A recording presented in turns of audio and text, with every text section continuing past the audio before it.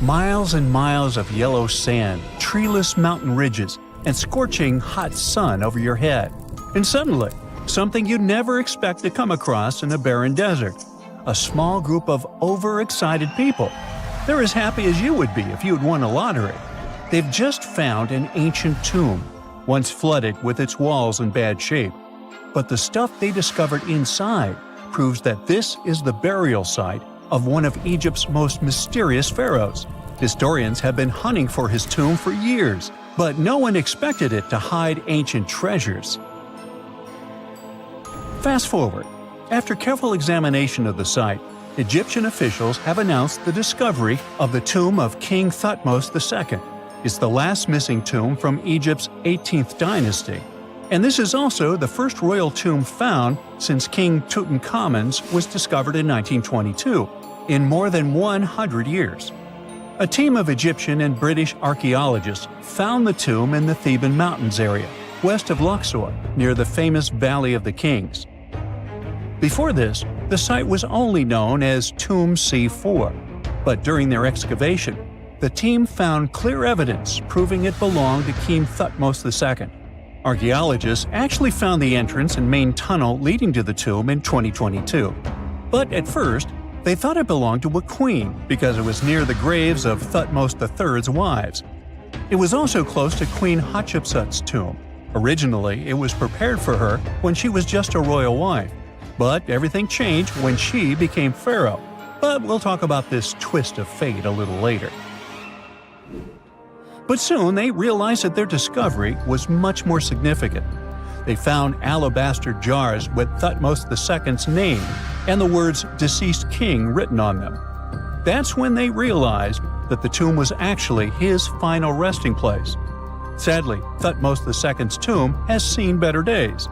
According to the head of Egypt's antiquities sector and the leader of the Egyptian excavation team, the tomb suffered major damage from ancient floods not long after the pharaoh's death. Water swept through the burial chamber, likely destroying or displacing many of the original artifacts. Much of what had been once inside the tomb was moved elsewhere in an attempt to salvage it. The researchers found out that the tomb had a basic design, with an entrance, a sloping main corridor, and a burial chamber. The corridor was coated in white plaster and rose about 4.5 feet above the floor of the burial chamber. A large staircase and a very large descending corridor of the tomb indicated its grandeur. It took the team a long time to navigate through, though, as the tomb was blocked by flood debris and collapsed ceilings. Only after crawling through a 32-foot passageway with a small 16-inch gap at the top, the worst nightmare for those of us with claustrophobia, were they able to reach the burial chamber. There, they were in for another surprise. They cleared the debris, expecting to find the crushed remains of a burial beneath. But the tomb turned out to be completely empty, and it was not due to robbery. It had been deliberately emptied. The researchers soon realized that the tomb had been flooded since it had been built underneath a waterfall. It happened just a few years after the king's burial, so the contents of the tomb were moved to another location. That's why there was a second corridor in the tomb. It was most likely made to help remove King Thutmos II's body from his flooded tomb. Despite the damage, the excavation team made some really exciting discoveries. They found traces of mortar decorated with blue inscriptions, yellow stars, and fragments from the Book of Amduat, one of the most significant funerary texts in ancient Egypt. The book was meant to guide the deceased through the underworld, ensuring a safe journey to the afterlife. Now, how about we sneak a peek at ancient Egypt's 18th dynasty? It was all about conquering lands, expanding the empire, and building jaw-dropping monuments. Some of the biggest names from that era, Thutmos I and Thutmos III, both legendary warrior kings who left their mark in history. Thutmos I was a fierce fighter who led major military campaigns, pushing Egypt's border further south than ever before, all the way to the fourth cataract of the Nile. His victories gave Egypt access to new trade routes, stronger political ties, and more wealth. His conquests were so significant that they were recorded in the tombs of his top officials. Thutmos III, sometimes called Thutmose the Great, took things even further. He was not only an incredible military strategist, but also the commander of Pharaoh Hatshepsut's armies before becoming king himself. He led between 17 and 20 military campaigns, winning every single one and expanding Egypt's empire to its peak. He even created the world's first navy. Thutmose III is often remembered as Egypt's greatest warrior pharaoh. And sandwiched between these two powerhouses was Thutmose II, a pharaoh who doesn't get nearly as much attention. Hey, the middle child, right? His reign lasted only about 5 years before he passed away at around age 30 in 1479 BCE. He is kind of a mystery. No one really knows what he accomplished. For the longest time, even the location of his burial site was totally unknown. His body was actually found in the 19th century. It was just lying around in the mortuary temple of Deir el-Bahari, in a secret chamber where priests used to hide royal mummies centuries after their original tombs were looted by grave robbers. In other words, Thutmose II's body must have been moved from his original resting place at some point in history to protect it. During his lifetime, Thutmose II made at least one major impact on Egyptian history. He married his half-sister, Hatshepsut. That might not sound like a big deal, but it helped her become Egypt's greatest female pharaoh after he passed. The catch? She kept her stepson, Thutmose III, off the throne for decades. When he finally took power, he erased her name from history out of spite. And still, Hatshepsut is one of Egypt's greatest pharaohs, no matter if you're talking about a man or a woman. She brought a lot of wealth and art to Egypt. She led a big trading trip to a place called Punt, where she brought back things like gold, ebony, and incense. She also made sure her name lasted by building amazing structures that we can still see today. At Karnak, she added huge obelisks. One of them is still standing tall. She also was the one to build the Temple of Deir el-Bahari with its countless columns. She was buried there. Interestingly, Hatshepsut was often shown in art as a man with muscles and a beard, like how pharaohs were usually depicted. But she made sure there was always something in the artwork that reminded people she was a woman, like calling herself Daughter of Re or His Majesty herself.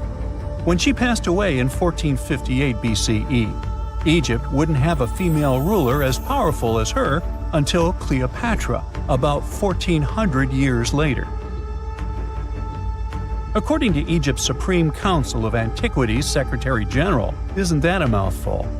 Hatshepsut's name actually appears in Thutmose II's tomb, meaning she might have even handled his burial. As for their final resting places, well, Hatshepsut was buried in the Valley of the Kings, and Thutmose II's mummy is now in the National Museum of Egyptian Civilization, alongside other ancient Egyptian rulers. It gives visitors a rare chance to see the remains of a nearly forgotten pharaoh.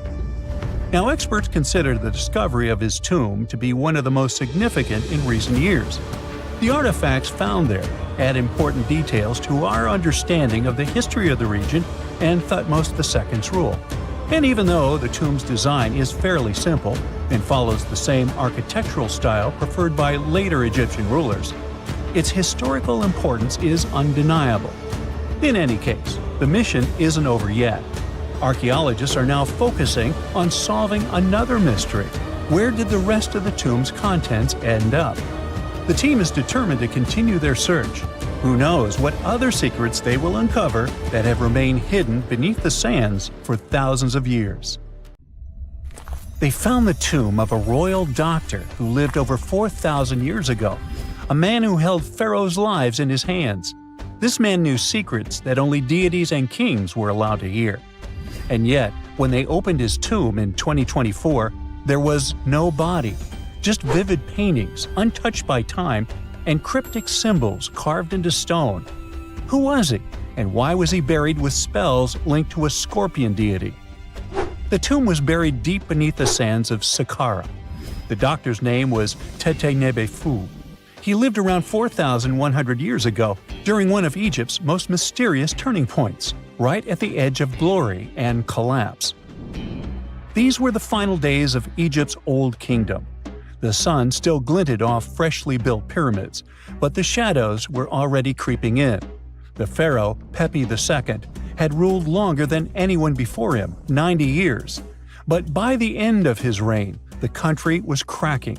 The power was slipping, the regional leaders were rising, and the Nile floods grew unpredictable.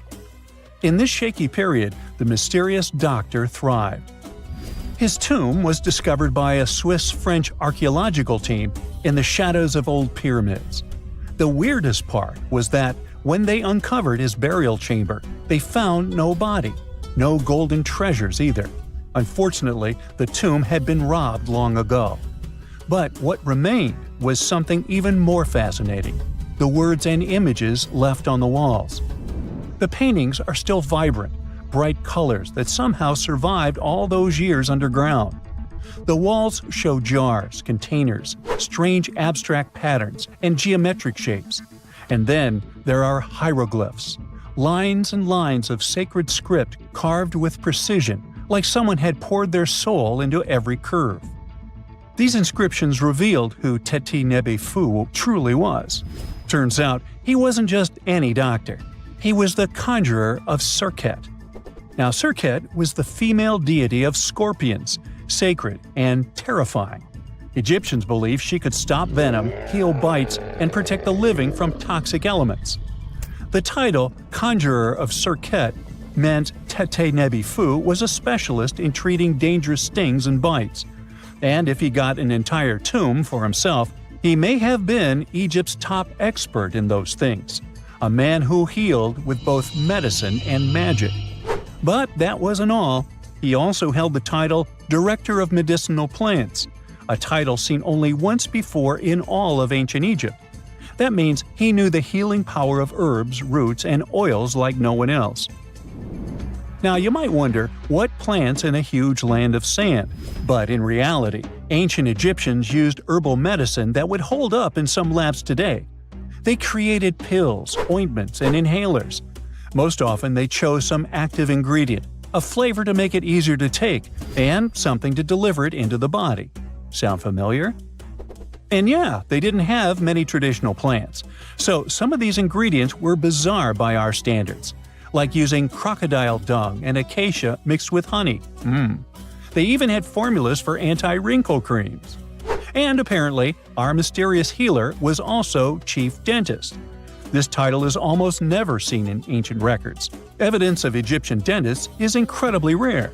Turns out, our ancient genius didn't just fight stings and study plants. He was also trusted with teeth and jaws, which were actually a huge problem in ancient Egypt. These people may have built wonders, but their teeth paid the price. Ancient Egyptians constantly caught grains of sand in their mouths. They often ate grit-filled bread and raw vegetables, which wore down enamel and caused a horrible condition called attrition. This led to tons of problems, including tooth loss. They had to improvise back in the day. For example, crafting the world's oldest known toothpaste from crushed rock, mint, and pepper, which ironically only made things worse for the gums. Or a toothpaste from things like eggshells, pumice, and natron, a salty mineral used for cleaning. They were also inventing mouthwashes from celery, bran, and herbs to ease the problem. Some mummies were even found with crude metal braces and gold wires attaching missing teeth. Though we're not sure if these were for the living, or was it just a nice little addition added as an afterlife gift. So, Teti-Nebi-Fu specialized in all these fields. 3 rare titles for one man. Now, back in the day, he must have been admired as incredibly knowledgeable. In a world without modern science, he would have been like a sorcerer who knows how some leaf or bark could save a life. That's why archaeologists believe Teti-Nebi-Fu wasn't just any doctor. He was, most likely, the royal physician, the one who treated the pharaoh himself. We don't know for sure which king he served. Maybe it was Pepi II, and who knows, maybe that's why the guy lived so long. But if that was the case, Teti-Nebi-Fu may have lived through the final moments of the Old Kingdom, watching the Golden Age crumble from inside the palace walls. And then he was buried, The body was looted or perhaps just lost to time. But the team says they're still studying the tomb, still uncovering the traces of this incredible man. Overall, ancient Egyptians were practicing medicine on a crazy advanced level. Some practices feel familiar even today. They had hospitals, specialists, surgeries, and many more things, even medical schools. Both men and women were allowed to be doctors. They healed with various methods and practiced surgery with actual tools, scalpels, forceps, even sutures. Some doctors treated only the eyes, others the teeth, the stomach, or even what they called the hidden diseases. They knew how to clean and dress wounds, could set broken bones using splints made of wood or reeds wrapped in linen, and even prevented infections. There were even proctologists. They also built the first prosthetics, like a wooden toe with leather straps that help people walk normally again. The oldest known prosthetic is 3,000 years old. Now, the most shocking part is how they actually even tried to remove tumors. A recent study looked at a 4,000 years old skull. It belonged to a man in his 30s. There were signs of past tumors, and around 3 of them, there were marks, surgical cuts made with a metal tool. That suggests someone attempted to remove or study them, maybe treatment, maybe an autopsy. There was another skull of a woman over 50 years old. It also showed similar signs, but with healed fractures from an earlier injury, which is amazing because her treatment might have actually been successful. Being a healer in this society meant something powerful. It meant being a priest, a scientist, and a magician all at once. To ancient Egyptians, medicine was a necessary art, and they treated it with as much reverence as they did their deities. That's because they believed that sickness could be both physical and spiritual. So a doctor could recite a spell while applying a salve, and a lot of their treatments worked. The reputation of doctors in ancient Egypt was so strong that leaders from other parts of the ancient world, like Persia, actually sought them out. Even Homer, the Greek poet, once said the Egyptians were the most skilled healers of all. Of course, their understanding of the human body wasn't perfect. For example, they thought the heart controlled thought and emotion. They also didn't know what the brain really did. But their approach, observe symptoms, diagnose, and treat, well, that's modern medicine. Sure, they prayed over the wound, but they also healed it, didn't they? Their most famous physician was Imhotep. That guy was a true polymath, an architect, priest, and a healer who became so revered he was later worshipped as a deity of medicine. Yep, a human who was so cool they turned him into a deity. He lived 2,000 years before Hippocrates, the so-called father of medicine. And yet, some people joke we should drop the Hippocratic Oath altogether and swear an Imhotepic oath instead. These people weren't just laying the foundations of pyramids, they were laying the foundations of healthcare.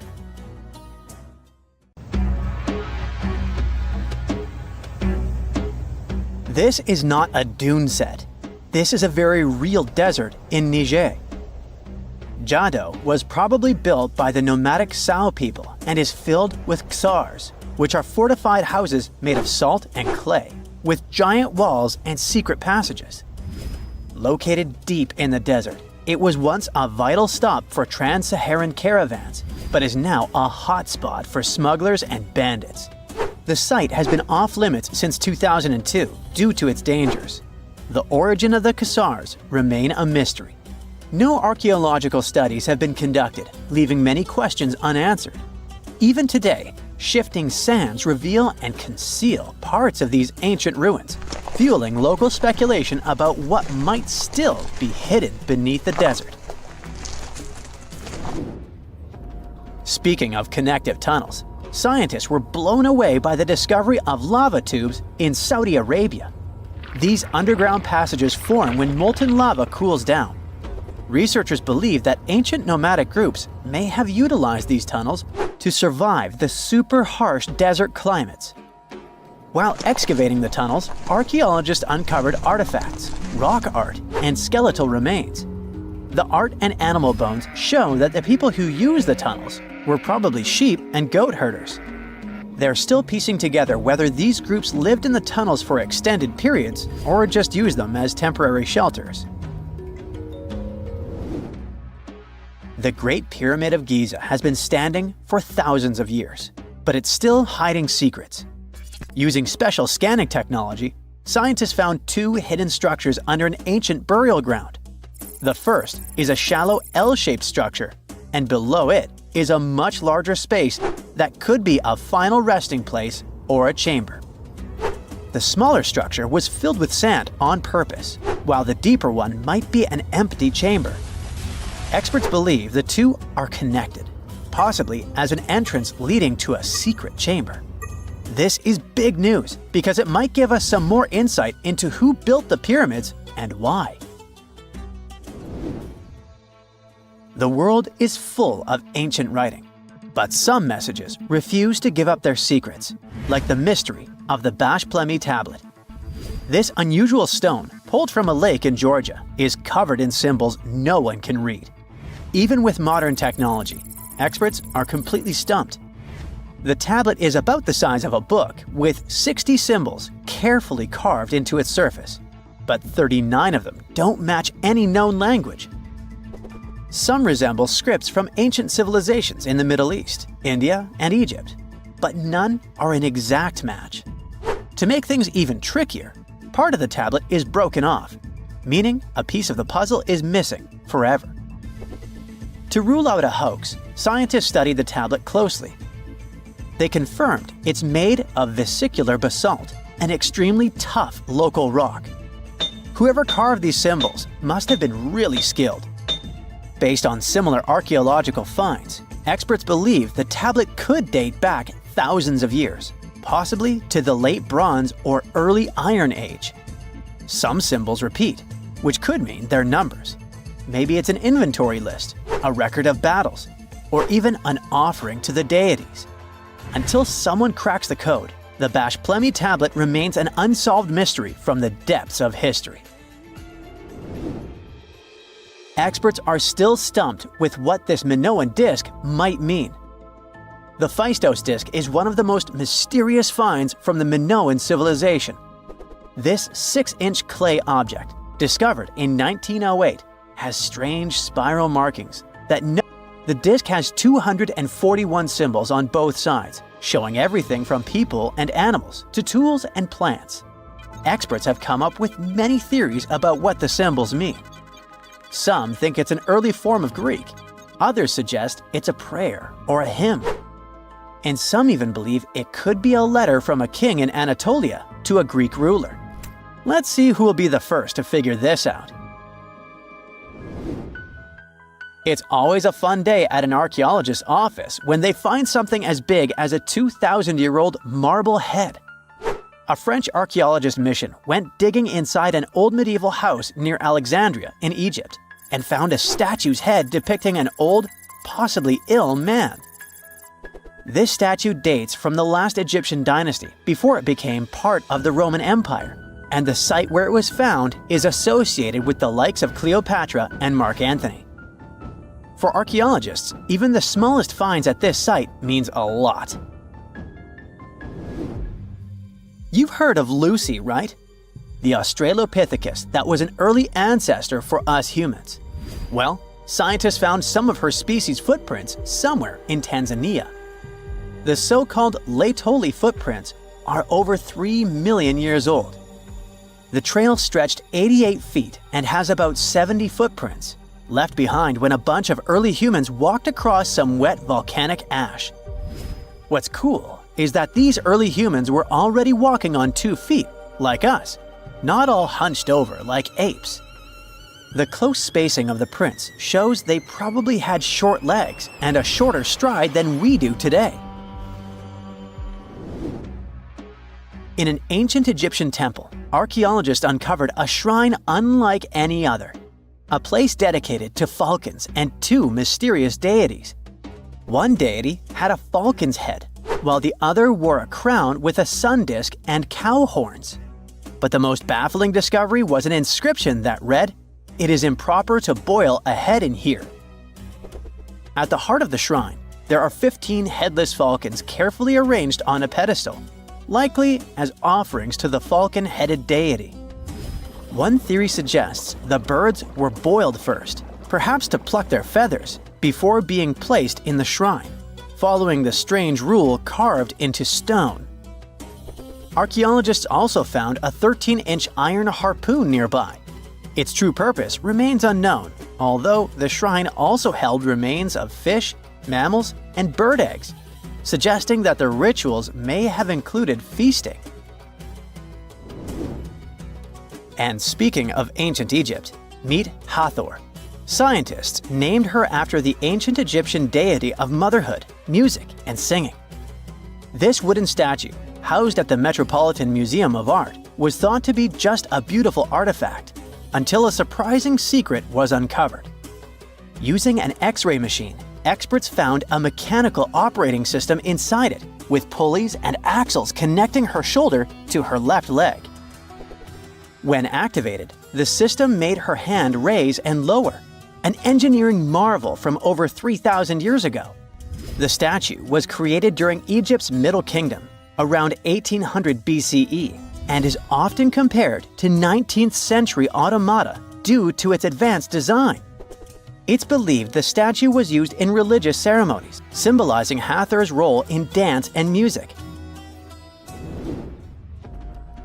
An unexpected discovery happened in northern Kuwait, where a Kuwaiti-Polish team uncovered a mysterious 7,500-year-old statue.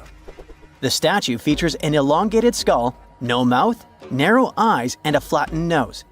This feature is thought to be an Ophidian figurine, named after the Greek word for snake, and it was likely made by the Ubaid culture, a civilization known for their pottery skills.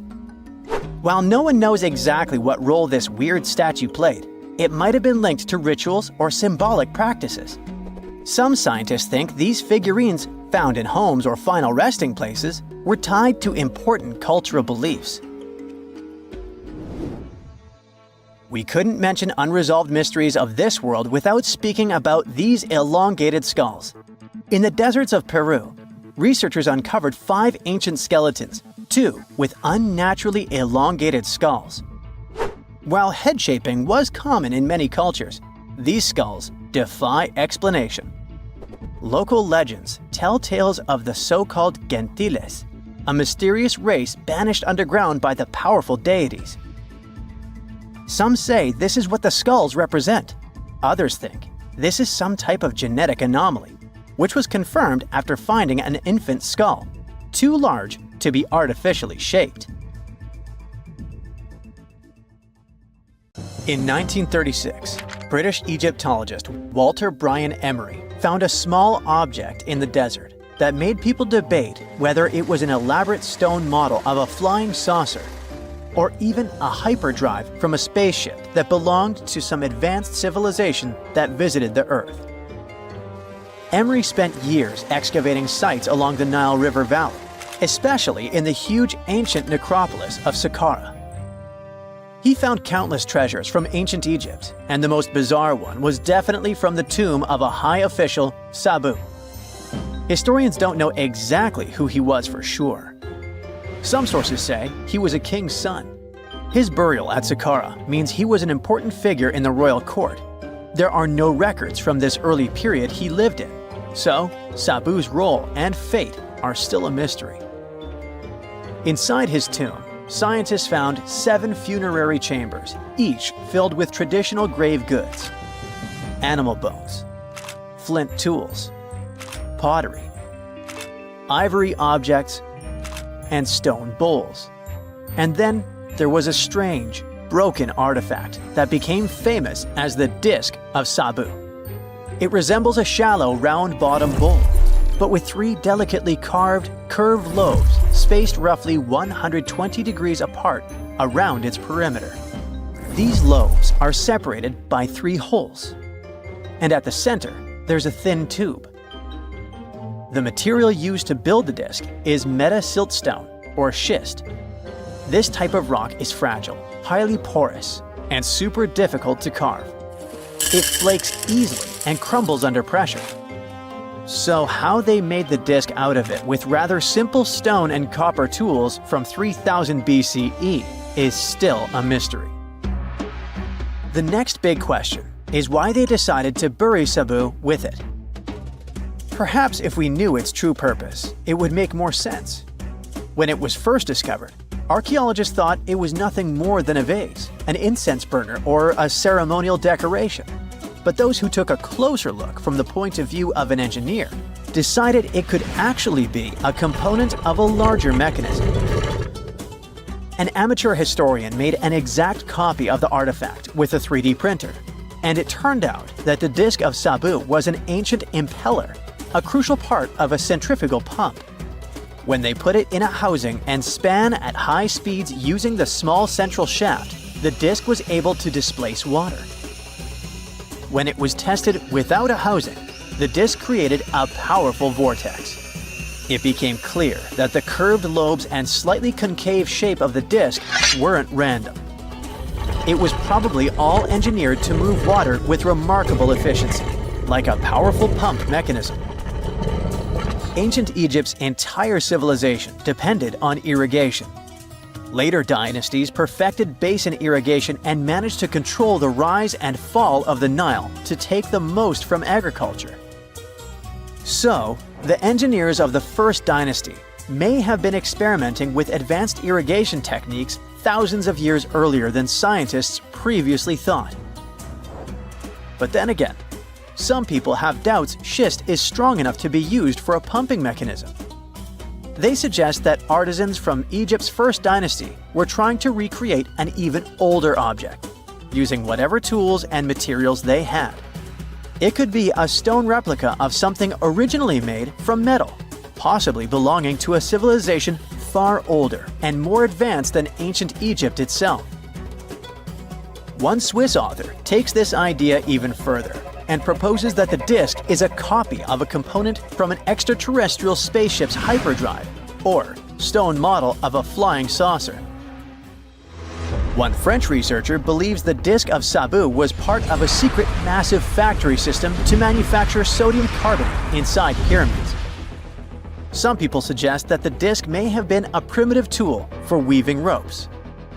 The lobes held strands of silk or fiber that were twisted into twine when it was spun. Or it may have been a gigantic lamp. Another historical mystery is a map from 1513 that is believed to be the oldest surviving detailed map showing the Americas. The author of the map is a Turkish captain, Piri Reis. He never crossed the ocean himself and put together this map from 20 regional maps. He used an Arab map of India, 4 Portuguese maps showing India and China, and a map of America by Christopher Columbus as he saw it. This last map was lost for many years, so Reis's map gave us an idea of what Columbus must have recorded during his third voyage to the New World. A historian who studied the map suggested that it showed Antarctica in prehistoric times because it strangely resembled Antarctica's true coastline, the way it looked when it was free of ice. But it was later proven that this idea wasn't right. Another idea that rocked the science world was Klerksdorp spheres. They were found in deposits of mineral pyrophyllite in South Africa and looked like tiny ancient cricket balls with lines around the middle. Back in the 1980s, there was a theory that some super advanced pre-flood civilization we know nothing about had made these spheres. One journalist shared stories about how they rotated on their own in a display case. There was also a TV show that invited a psychic who was telling everyone the spheres were pieces of an ancient spaceship. But according to geologists, these spheres are pretty regular spherical objects formed from different minerals than the surrounding rock. The seam-like lines on them are just imprints from the host rock's layers building up over time. The Klerksdorp spheres come in different shapes, from flattened spheres to distinct discs. As for that episode when one of these spheres spun on its own, the curator of the Klerksdorp Museum cleared that up too. He said that when he put one sphere on its glass shelf when the journalist came to visit, The sphere rotated a bit because it's round. There are some gold mining activities going on nearby, so the land where the museum stands often experiences earth tremors. In a remote part of China, there are some bizarre pipe-like formations known as the Beigon Pipes. A local explorer found them back in 1996 protruding from Mount Beigon and along the shores of Tosan Lake nearby. Some people thought they were the work of ancient guests from other planets. When scientists tested samples of the pipe material, they found out that they contained mostly common minerals, but there was a mysterious 8% of unknown stuff. Some extra tests showed that these pipes had been there before humans. Chinese geologists later visited the site and suggested that these pipes were formed naturally over time. It was probably fossilized tree roots from the area's super green past. It's still a real mystery with no clear-cut answer. While digging a trench along a river in Romania, workers found a wedge, which is now famous as the aluminum wedge of Ajud, or the object of Ajud. Right next to it, there were some mastodon bones. Those distant relatives of elephants lived 11,000 years ago. So some people concluded the wedge is of the same age. The cool part is that it's made of aluminum, but this metal wasn't discovered until the 1800s. This material requires serious heat to produce. The wedge is said to be covered in a thick layer of oxide that's been sitting there for hundreds of years. Some folks believe this wedge must have crash-landed here on a spacecraft from some other planet. Some scientists think it's all a hoax, and others suppose it might be a human-made object with an unknown purpose. We all know some iconic symbols. The Statue of Liberty screams USA, the Eiffel Tower represents Paris, and this mask? Undoubtedly, it's Tutankhamun's, right? Sometimes it feels like historians have squeezed every last drop out of the King Tut story. But guess what? The most obvious details often slip right under our noses, like the fact that this famous mask didn't actually belong to him, nor was it ever meant for him. Stick with me for the details. Can we get a close-up of that mask? Thanks. See those holes? Yep, they're for earrings. And no, it's not that they had anything against jewelry, but back in ancient Egypt, earrings were typically worn by high-status women or kids. Now, if you know your history, you might say, but Tut was a boy king, wasn't he? You're spot on. He began his reign at just 9 years old. Sadly, that didn't last long as he passed away at a very young age. So when he was 9, he might have worn earrings, but he probably took them off when he hit that no earrings age. Sounds reasonable, right? Actually, not quite. That would have been pretty strange since nobody expected him to pass away young. Certainly not at 9. So no one was preparing a kid's mask for a burial. It's this untimely demise that suggests that the mask used was simply the best option available when Tut passed away. There are more clues pointing to the idea that the mask was found in a hurry. Let's think about this. Even though Tut was mummified and his body could wait a bit, his loved ones wanted him to reach the afterlife ASAP. Some experts even believe the paint in the tomb was still wet when it was sealed. But look at his mask. It's a masterpiece. There's no way it was made in a rush. It's way more elaborate than other simpler cartonnage pieces. The renowned mask of King Tut stands 21 inches tall, adorned with precious stones, and features a golden beard that weighs 5.5 pounds, making the entire mask 22.5 pounds. Okay, I'm a bit confused here. So it seems like it was probably a kid's mask, but it had a beard? I've never seen a 9-year-old with a goatee, and I'm guessing you haven't either. Just think about it. A grown man's face compared to a kid's face. Fun fact for you, our faces pretty much stopped growing at the age of 16, so by 19, Tut would have definitely had the face of an adult man. Can you imagine trying to fit a relatively small kid's mask on a grown man? That would have been super embarrassing, and no one would have let that happen. Right, let's dismiss the kids' theory. Now the second option. If you remember, is that the mask could have originally belonged to a woman. This is where the beard theory comes into play. Some researchers believe the beard might have been added later on. Here's another twist. What if the mask was actually made for Nefertiti herself, who ended up maskless? In this case, there are two discoveries. Two birds with one stone. For now, it sounds like a conspiracy theory, I know. But let's give it a shot and delve deeper into the details. So, Tut passed away in around 1323 BCE, probably due to malaria. He had other health issues too, like when he broke his leg, and records suggest he wasn't in the best shape. As for Nefertiti, we have no solid data about her demise. Plus, nobody knows exactly when or where she was buried.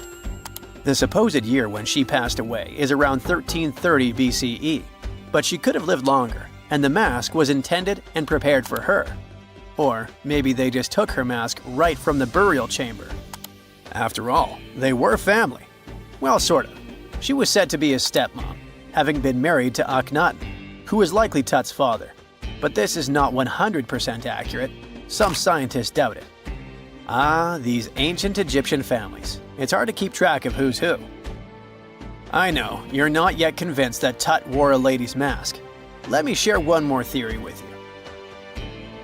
Meet Howard Carter, the enthusiastic archaeologist who discovered Tutankhamun's tomb. It was located in the Valley of Kings outside Luxor, and, to everyone's surprise, was nearly intact. When he entered, he noticed something odd. This didn't feel like a pharaoh's burial chamber. It was classy and all, but it had a vibe that suggested it was made for a woman. Typically, Egyptian pharaohs had larger tombs that suited them better, and even more strangely, it was oriented to the right of the entrance. This didn't add up. That orientation was typical for female chambers, which Egyptian queens used. Another red flag was that the chamber appeared to have been built in stages, and all the artifacts, around 2,000 of them, seemed hastily placed there. Even more curious, they looked like they were meant for other royals. Carter discovered this burial site in 1922, but it remained a mystery as to why it was so bizarre. Almost a century later, Nicholas Reeves thought he may have solved the puzzle. He claimed that King Tut might not have been the original resident of the tomb. Instead, he suggested that the undisturbed resting place of the legendary Queen Nefertiti could be hidden behind the walls of the boy king's burial chamber. Nicholas studied high-resolution photos for months, meticulously examining every pixel. One day, he focused on detailed scans that revealed the texture of the tomb's walls beneath layers of paint. He spotted what he believed to be outlines of two doorways that had been blocked and plastered over to hide them from view. The more he looked, the more it seemed real. Could it be a tomb within a tomb? Nicholas theorized there was a hidden storeroom behind the western wall of King Tut's tomb, and his chamber might just be the outermost section of a larger corridor-style network of rooms. It all sounds fancy, but sorry to break it to you. Reeves' theory was debunked. To find out if he was onto something, experts had to use ground-penetrating radar to see the unseen. Reeves' idea was that if there were gaps, it could indicate the presence of additional rooms.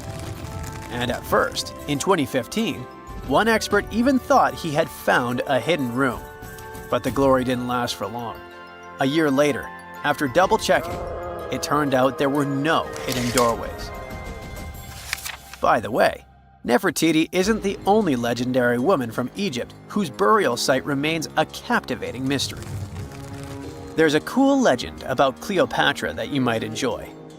It's said that she once declared, "No man will ever find my tomb." Kind of fitting, right? After all, the person who's come closest to uncovering her final resting place is a woman. Fast forward a few millennia after she passed away, and while no man has located it, archaeologist Kathleen Martinez believes she might have cracked the code. She's been on the quest for Cleopatra VII's tomb for nearly 20 years, and recently discovered a bust that she thinks represents the famous queen. However, not everyone is on board with her claim. Some experts argue that the bust doesn't resemble Cleopatra at all. Alongside this intriguing marble statue, Martinez's team also unearthed 337 coins, some of which, less controversially, feature Cleopatra's likeness. But the real part is that it's still not officially confirmed. There's no doubt about the existence of the small bust. It's carved from white marble, fits in one hand, and shows a woman wearing a royal crown, according to a translated statement from the Egyptian Ministry of Tourism and Antiquities. The big question, though, is who it actually depicts. While Martinez insists this statue is a representation of Queen Cleopatra VII, many other archaeologists argue that the facial features don't match, suggesting it likely belongs to a princess instead. Sorry, I can't resist the temptation of breaking the magic for a moment. Some folks believe that the whole idea of "no man will find my tomb" is misunderstood. Even if she did say it, what she probably meant was "no living soul," and it wasn't about gender at all. It can as well be just a beautiful legend. Toodaloo! For more than 3,000 years, the gold mask of Pharaoh Tutankhamun stayed hidden in the Valley of the Kings. This artifact, which stands about 21 inches tall, shows how skilled and artistic the ancient Egyptians were. But nobody expected that X-rays would reveal its biggest secret. King Tut was the last ruler of his family during the 18th dynasty. He took the throne at just 9 years old, but ruled for only 10 years before he passed away unexpectedly. If we're being honest, back in ancient Egypt, he was mostly forgotten by the rulers who came after him. His tomb wasn't a big deal for them, so much so that even the grave robbers forgot about him. It might sound a bit sad, but the truth is that it was actually great news for us. Since his tomb was practically forgotten, it ended up being perfectly preserved. While the other tombs in the Valley of the Kings were looted, his remained sealed and untouched. So, when it was discovered back in 1922, it had over 5,000 precious objects inside. That made Tutankhamun basically an instant celebrity and one of the best-known pharaohs nowadays. Among the treasures was the most stunning piece, his golden mask. This mask is said to be an exact image of the king's face, or at least it was supposed to be, but we'll get to that later. The purpose of this accurate representation of his face was to make sure that his soul would recognize him in the afterlife and return to his mummified body. In ancient Egyptian beliefs, this would allow him to continue living in the afterlife. The details of the mask clearly looked incredibly difficult to create, but people didn't realize how complex it truly was until many years later. The first X-rays of the mask were taken in 1967. Back then, the main reason for these scans was practical – conservation. The mask was heading to Paris for an exhibition, and it was the first time it had ever left Paris. This would help them keep track of any changes during the exhibit. Plus, the images could give clues about how the mask was made, but back then, they probably didn't fully realize just how complex its construction was. I mean, Egyptian goldsmiths didn't use modern soldering techniques. So, how did they make this mask? New X-rays taken in 2007 gave us some answers. It turned out the Egyptians didn't use pure gold, which is 24 carats. The mask was actually made of 23-karat gold, meaning it was mixed with another material. So, specialists discovered that the gold sheets contained a small amount of copper, a reddish-brown metal. This was likely done to make the material more flexible and easier to shape. They would then shape the gold sheets by heating and hammering them over and over again. But there was one more secret inside the mask that wasn't discovered until 2015. The year before, the staff at Cairo's Egyptian Museum were working on the mask display when the long beard of the mask accidentally got knocked off. Another theory is that the beard had become loose over time and just fell off. Either way, the fact that King Tut's beard came off caused a lot of stress. After all, we're talking about one of Cairo's biggest tourist attractions, so the experts had to fix the problem quickly. The restoration process started with a detailed recording of the mask's condition. To do this, they had to take a full three-dimensional scan of the artifact, and, by accident, they found something very interesting in the mask. Inside the royal beard, there is a gold tube, an intriguing structure that the Egyptians likely used to attach the beard to the rest of the mask. And that proved, once again, that the process of making this mask was even more complex than experts thought. But the mysteries don't stop there. Remember how we mentioned that the mask was thought to perfectly represent King Tutankhamun's face? Well, that might not be entirely true. Some popular theories suggest the mask was never meant for him and was actually made for someone else. A study published in 2015 suggested the mask was originally made for a female pharaoh, his supposed stepmother, the famous and beautiful Egyptian queen Nefertiti. The biggest clue comes from an inscription on the mask. At first glance, it seemed to belong to Tutankhamun, but after a close examination, researchers noted that something else was actually written underneath King Tut's name. The royal name stamp seems to have been altered, and originally it had something written on it that translates to Queen Nefertiti. There is another feature of King Tut's golden mask that was overlooked for years, which adds even more mystery. As we mentioned earlier, experts believe he wasn't respected much by the pharaohs who came after him. And one of the clues that made archaeologists think this is the pierced ears on the mask. Some researchers believe that King Tutankhamun wouldn't have worn earrings after he was a kid. So, according to their theory, by the time he passed away at 18, he shouldn't have been represented with pierced ears. This could also support the idea that the mask originally belonged to Nefertiti, or maybe to someone who wasn't even connected to King Tut. But the mask isn't the only source of mystery. In fact, his whole tomb is full of puzzles. Recently, historians found a sign that the place where King Tut was supposed to be buried was changed at the last minute. For years, experts wonder why a pharaoh who ruled for 9 years ended up in such a simple tomb. When compared to the grandeur of other pharaohs' tombs, his tomb seemed, well, a bit plain. The idea that a king like Tutankhamun would have such an unremarkable resting place just doesn't match up with the power and importance he must have had in ancient Egypt. So, what happened? Well, apparently, this might have something to do with his successor, Pharaoh I. After King Tutankhamun passed away, researchers believe that I made sure to erase him from Egypt's history.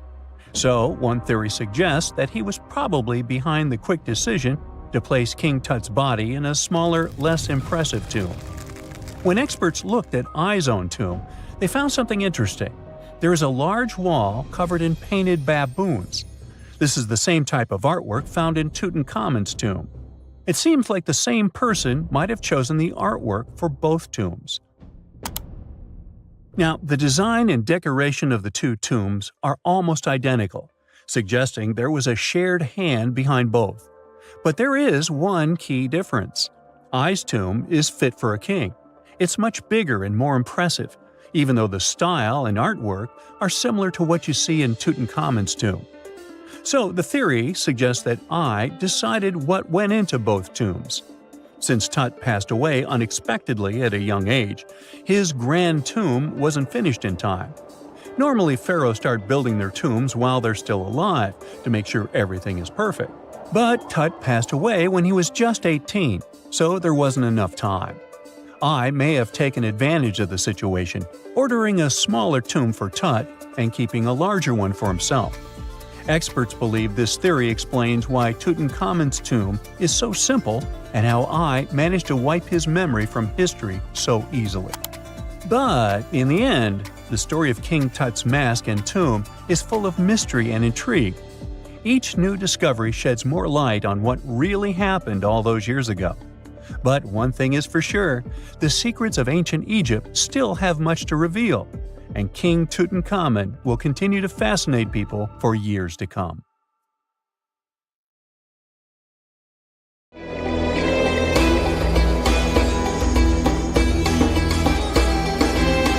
The Great Pyramid was created as the final resting place of ancient Egyptian monarch Khufu.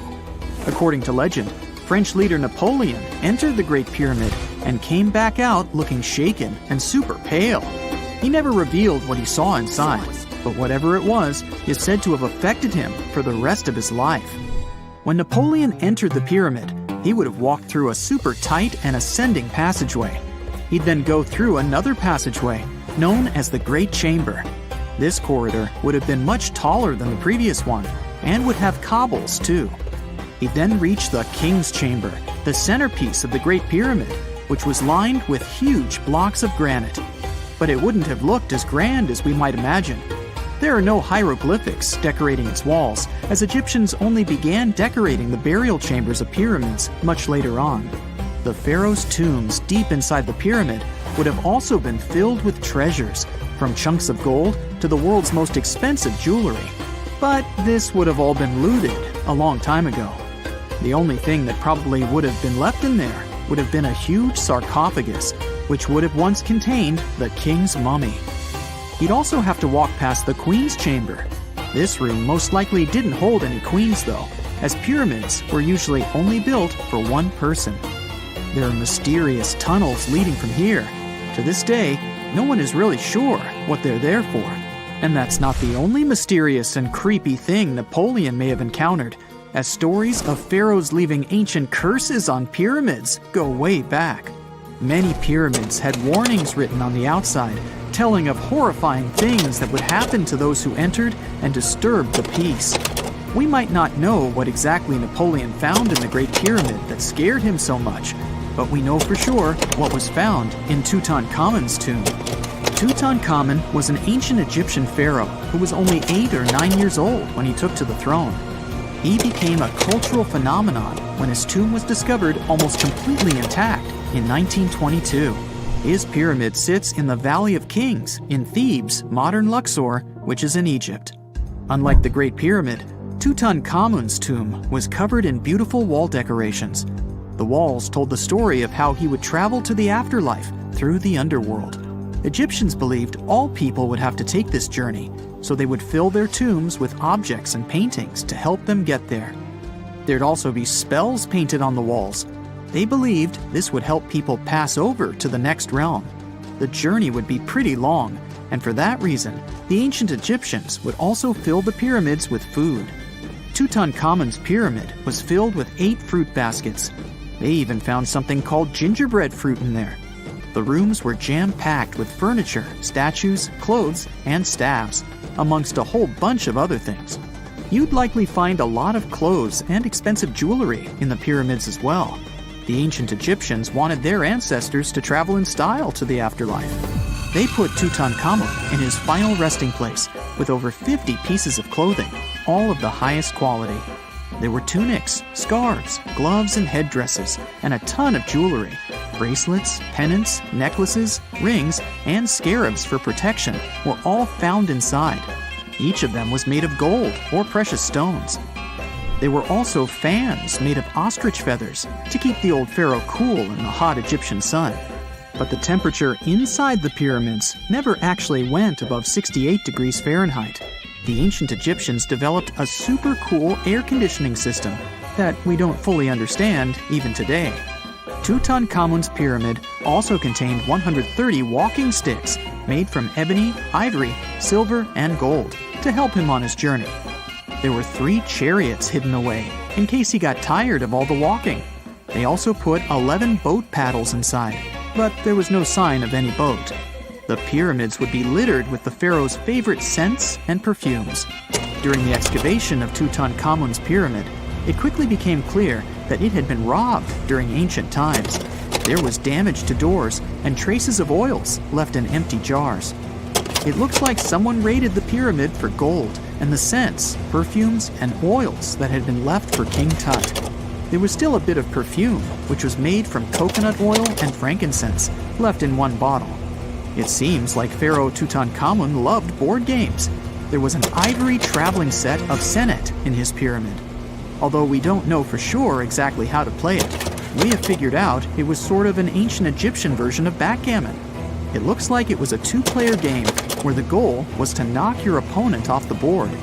Not really sure who Tutankhamun's mummy was supposed to play with though.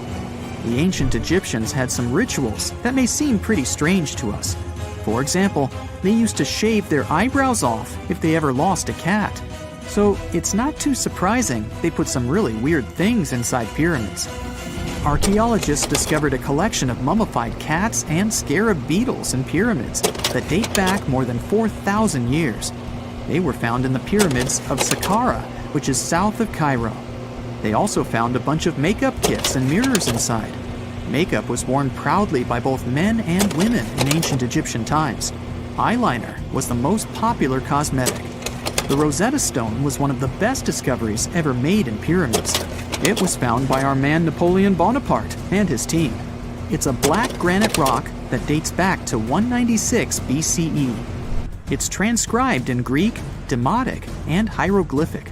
When it was translated in 1822, we got the key to understanding ancient Egyptian hieroglyphics for the very first time. The discovery of Queen Hatshepsut's mummy in 1903 changed our understanding of the Egyptians forever. After she had passed away, her successor, Thutmos II, removed most of the evidence of her reign, so we basically knew nothing about Egypt's first great female leader. She's now gone on to become one of the few and most famous female pharaohs of Egypt. Pharaoh Khufu even had a fully fledged boat in his pyramid. Archaeologists uncovered more than 1,200 pieces of a giant boat near the Great Pyramid at Giza. They reassembled the boat, and it's a whopping 144 feet long. It's most likely a solar boat, which was designed to carry the resurrected king with the deity Ra.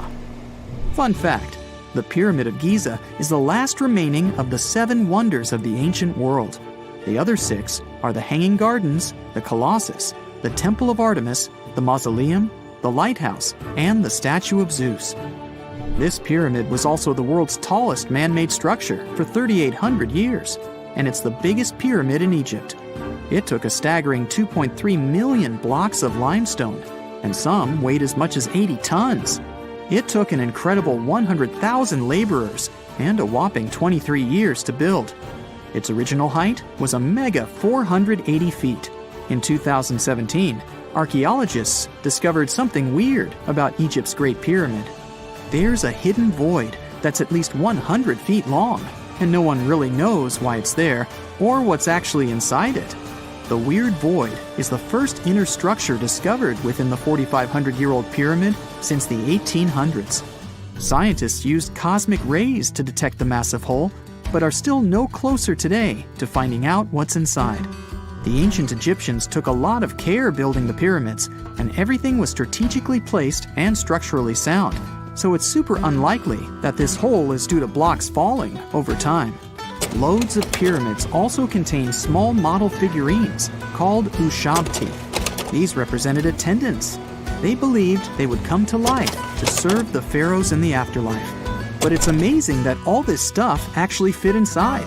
There isn't actually a huge amount of space inside the structures. It's mostly just rock.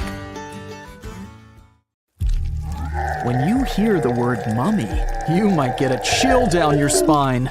That's because most of us associate this word with those creepy characters we've seen in some scary movies.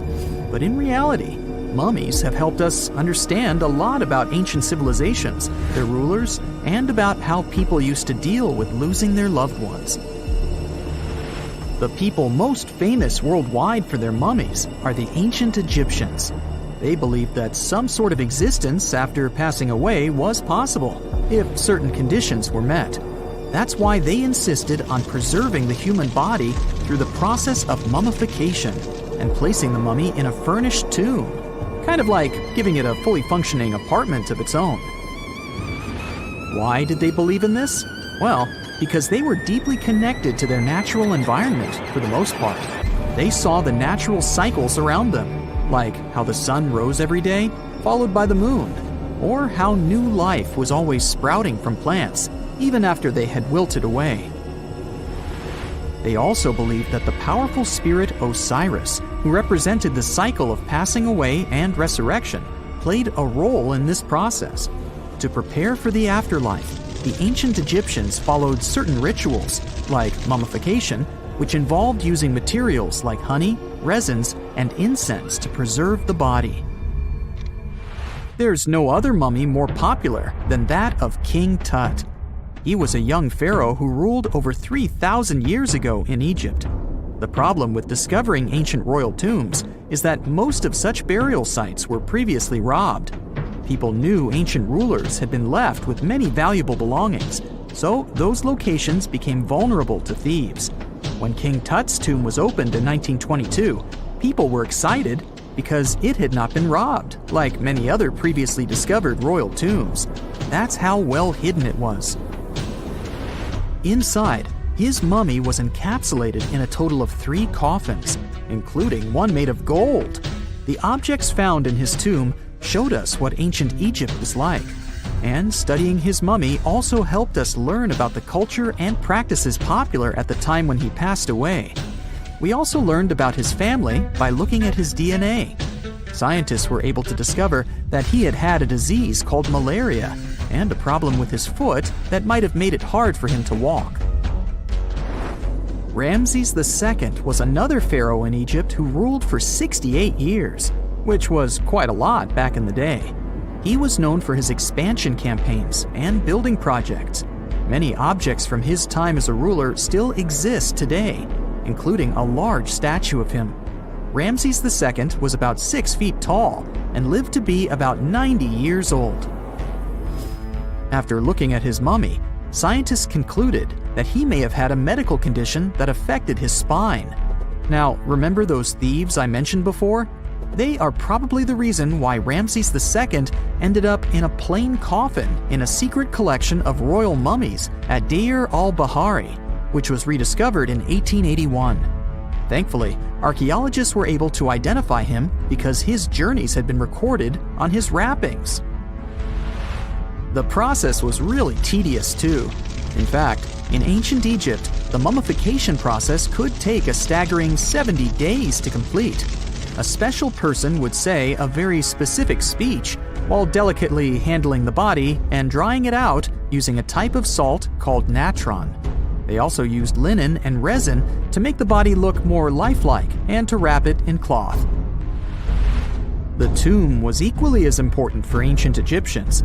The walls of King Tut's tomb, for example, were adorned with intricate artwork that depicted his journey to the afterlife, from his burial procession to his passage through the underworld. The ancient Egyptians believed that everyone made this journey after passing away, and they filled their tombs with items and paintings to help the person in their spiritual travels. Additionally, the walls of the tomb were decorated with spells from a special book, which contained a collection of poems that the Egyptians believed would help people reach the afterlife. And speaking of how important this journey was, people also placed food in these ancient tombs. In King Tut's tomb, archaeologists discovered 36 jars of vintage beverages and 8 baskets of fruit, which were believed to be left there to help him in his journey to the afterlife. The Egyptians believed that traveling to the afterlife took a really long time, so they left a lot of supplies, such as food and water, to sustain their loved ones.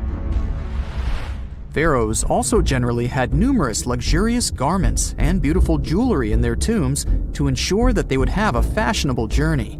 These items included various types of linen clothing, such as tunics, scarves, gloves, and headdresses, as well as a lot of gold jewelry with precious stones, like bracelets, buckles, pendants, necklaces, rings, and even precious depictions of insects for protection. Some were also deposited with fans made from ivory and ostrich feathers to keep them cool in the afterlife. Some ancient rulers were even placed in their forever apartments along with boats. For example, Pharaoh Khufu built the Great Pyramid at Giza as his tomb, and a large ship was found inside. King Tut, however, was buried with multiple boat paddles, but no actual boat. Instead, he had 3 chariots and numerous walking sticks made of precious materials, perhaps indicating he'd rather travel to the beyond by land, not by water. Amongst the most interesting objects found near ancient mummies are bottles of oils and perfumes. If rulers were supposed to be fashionable, why not smell nice too, right? Also, some of them had some ancient kinds of board games, most of them made out of precious materials like gold or ivory. One of those games was called Senet. It was very popular amongst the ancient Egyptians and very similar to modern-day chess. The ancient Egyptians may have the most famous mummies out there, But they weren't the first to invent the procedure.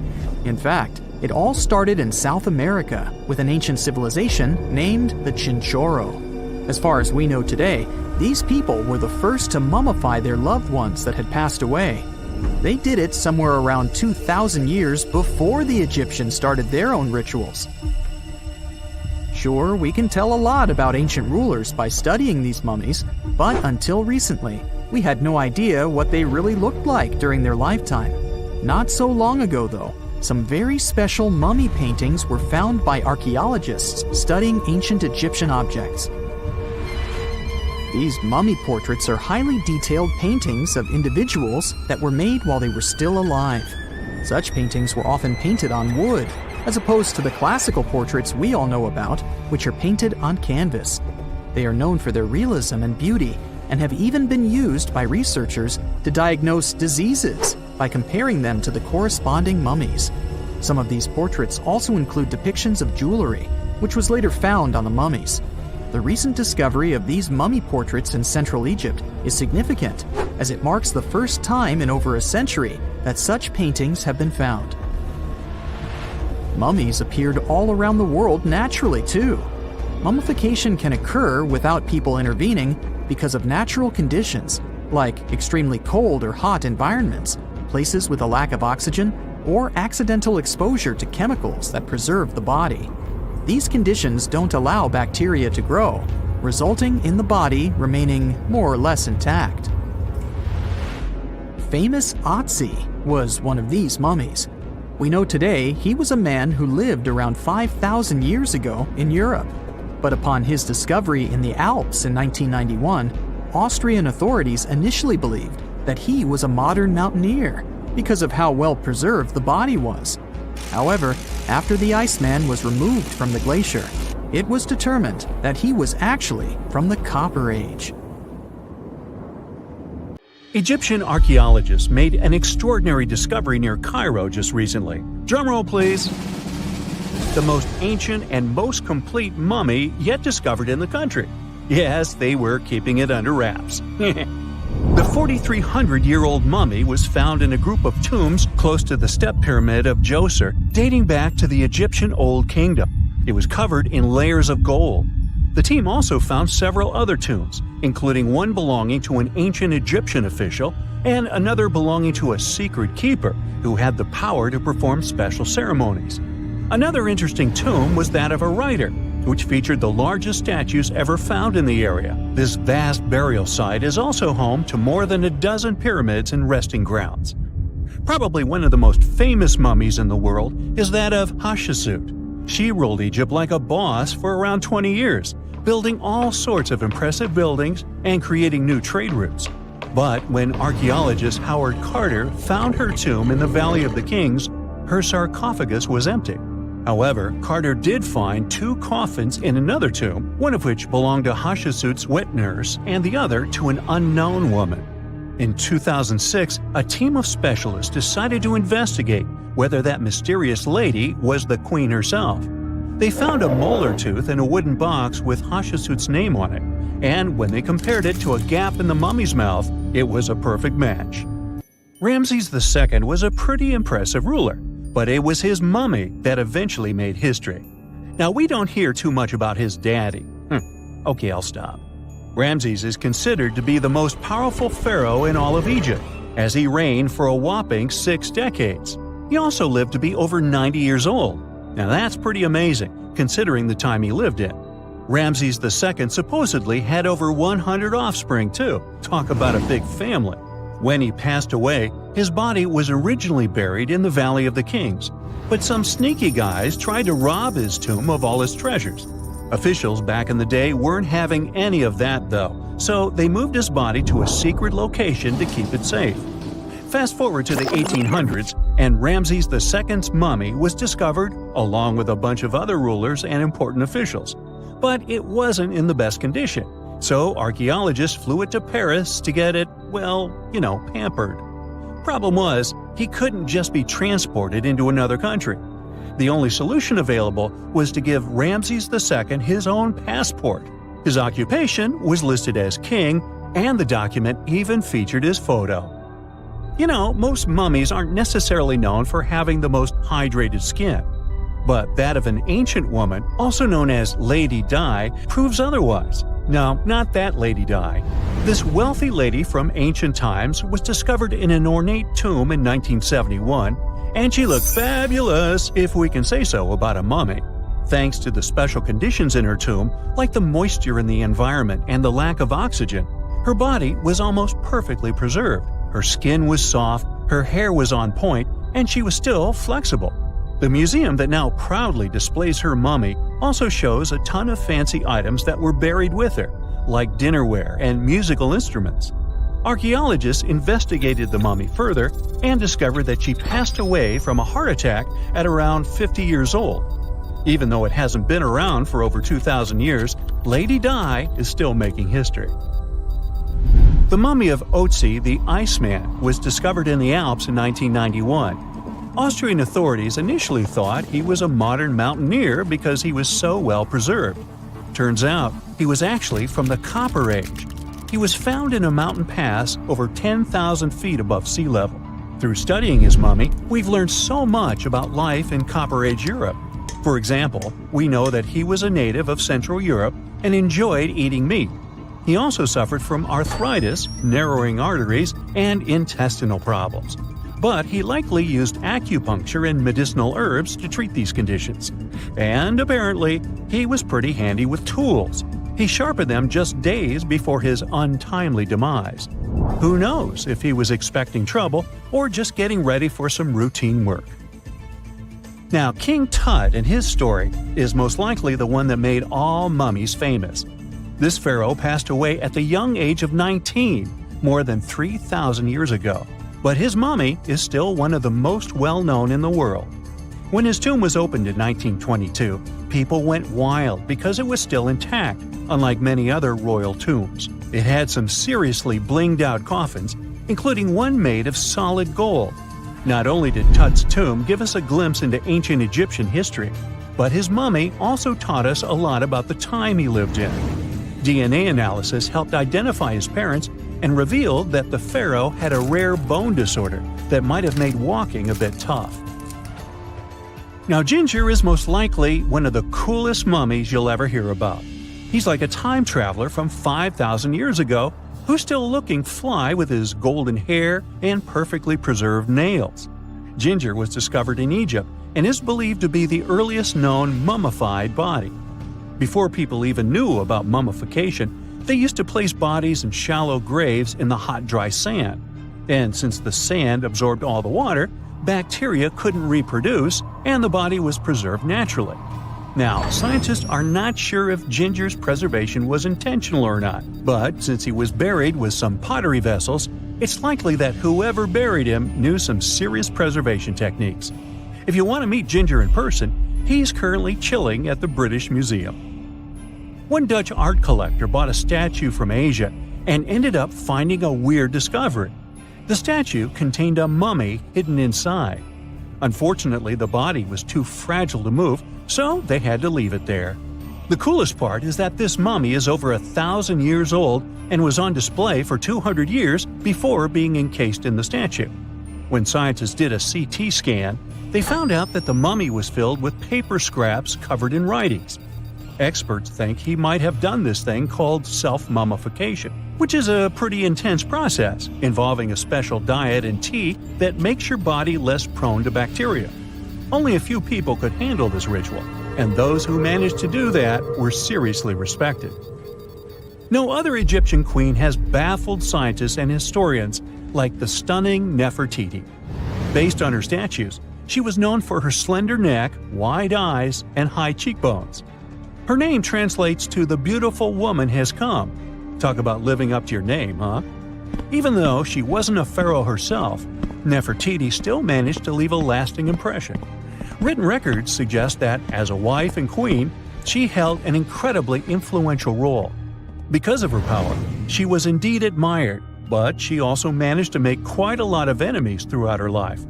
She was also related to King Tut, but not biologically. Rather, she was his stepmother. So far, locals have yet to identify her mummy, but that may soon change.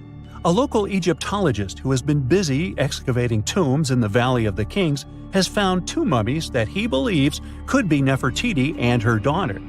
According to specialists, we may soon finally get a definitive answer about the identity of these 2 mummies. And if one of them does turn out to be Nefertiti, we could be in for a real treat. DNA analysis and CT scans of the mummy could give us the most complete and accurate image of the queen that we've ever seen. It's crazy to think that we've only scratched the surface of what lies beneath modern-day Egypt. Nefertiti ruled during a time of great power and prosperity in Egypt, but unfortunately passed away in a period of social turmoil, leading to her gravesite being lost. Now, where's my mummy? During the early 1920s, the world was mesmerized by King Tut.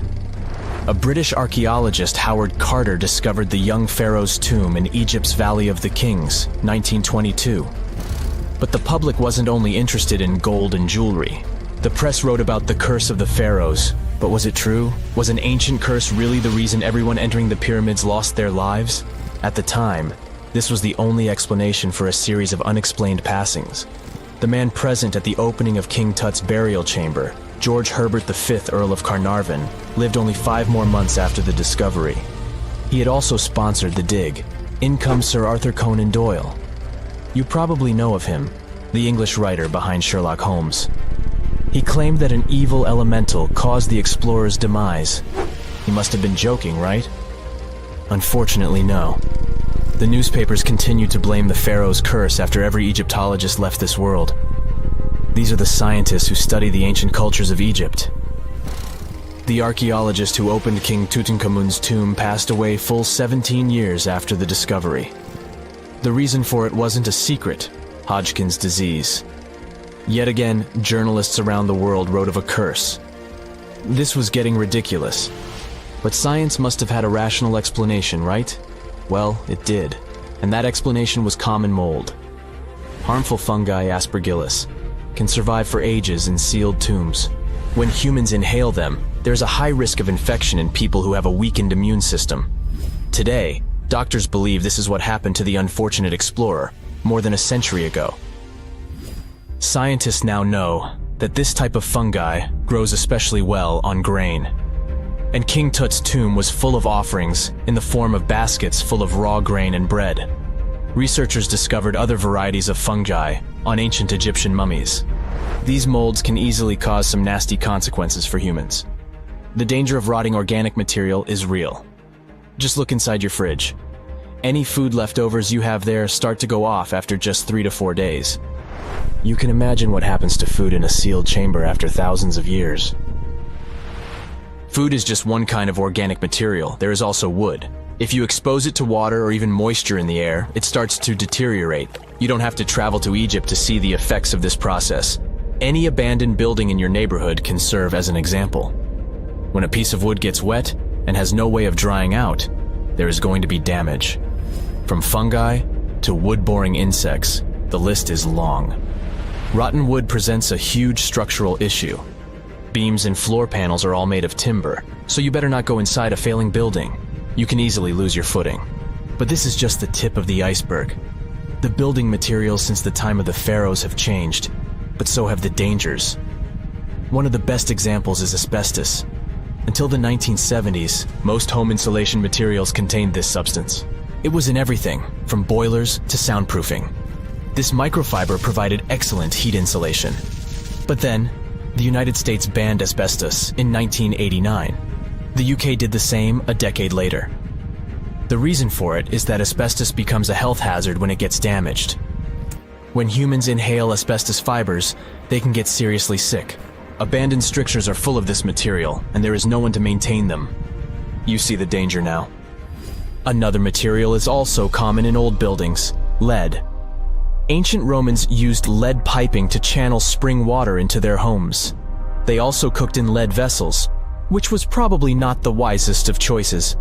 You see, lead and water don't go well together because of something called corrosion. But this problem isn't ancient. US officials banned lead piping only in 1986. That means that 7% of American households still have lead service lines. And this is not the only source of poisoning. Until the mid-1960s, builders used lead paint to coat woodwork. In abandoned buildings, this lead coating snapped a long time ago. Anyone who touches doors and windows will disturb this lead dust and inhale it. The dust particles are at least visible to an unaided eye. This is not the case for carbon monoxide. This gas has no color, so you can't see it. It has no odor, so you can't smell it. No way to detect a carbon monoxide leak at all. And how does this dangerous gas usually escape? Poor maintenance. Well, abandoned buildings have zero maintenance. 1 second, you could be exploring an old factory, and the next you could feel dizzy with and have a terrible headache. These are just some of the symptoms of CO poisoning, the less severe ones. But what is the source? All it takes is for an old boiler to finally give way after years of neglect. We've reached an important question. What is the main factor in air quality inside a room? If you are thinking the level of oxygen, try again. It turns out that oxygen levels drop by only 0.3% in 8 hours inside an airtight room. This is a room in which doors and windows are sealed with tape, so the decrease is even smaller in normal conditions. Oxygen isn't the main problem. The levels of carbon dioxide rise sharply inside a sealed room. This is the direct result of human breathing. We inhale oxygen and exhale CO2. Think of it as a waste gas. Normally it's only a tiny portion of the air we breathe, 0.04%. But in a sealed room, high levels of carbon dioxide will make you feel drowsy. And that's the last thing you need when inside a dilapidated building. Carbon dioxide will decrease your ability to think clearly. Researchers from Harvard did an interesting study in 2016. They had office workers come in 6 days in a row to complete a problem-solving test. During the week, they gradually raised the carbon dioxide levels in the mock-up office. The results of the same test kept getting worse over time. There are many factors at play, but CO2 levels definitely had an impact on the workers' problem-solving ability. The test took place inside a typical office environment, not inside a crumbling building where visitors must watch their every step.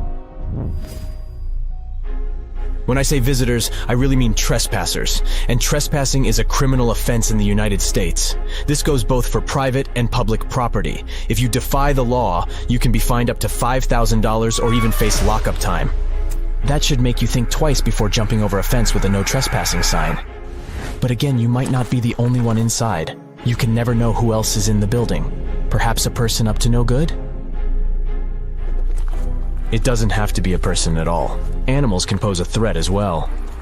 You would be startled if you saw a rat, for example. But the poor animal would be scared as well. It might bite you. The list of diseases rats carry is pretty long. But rodents' teeth can cause other forms of damage.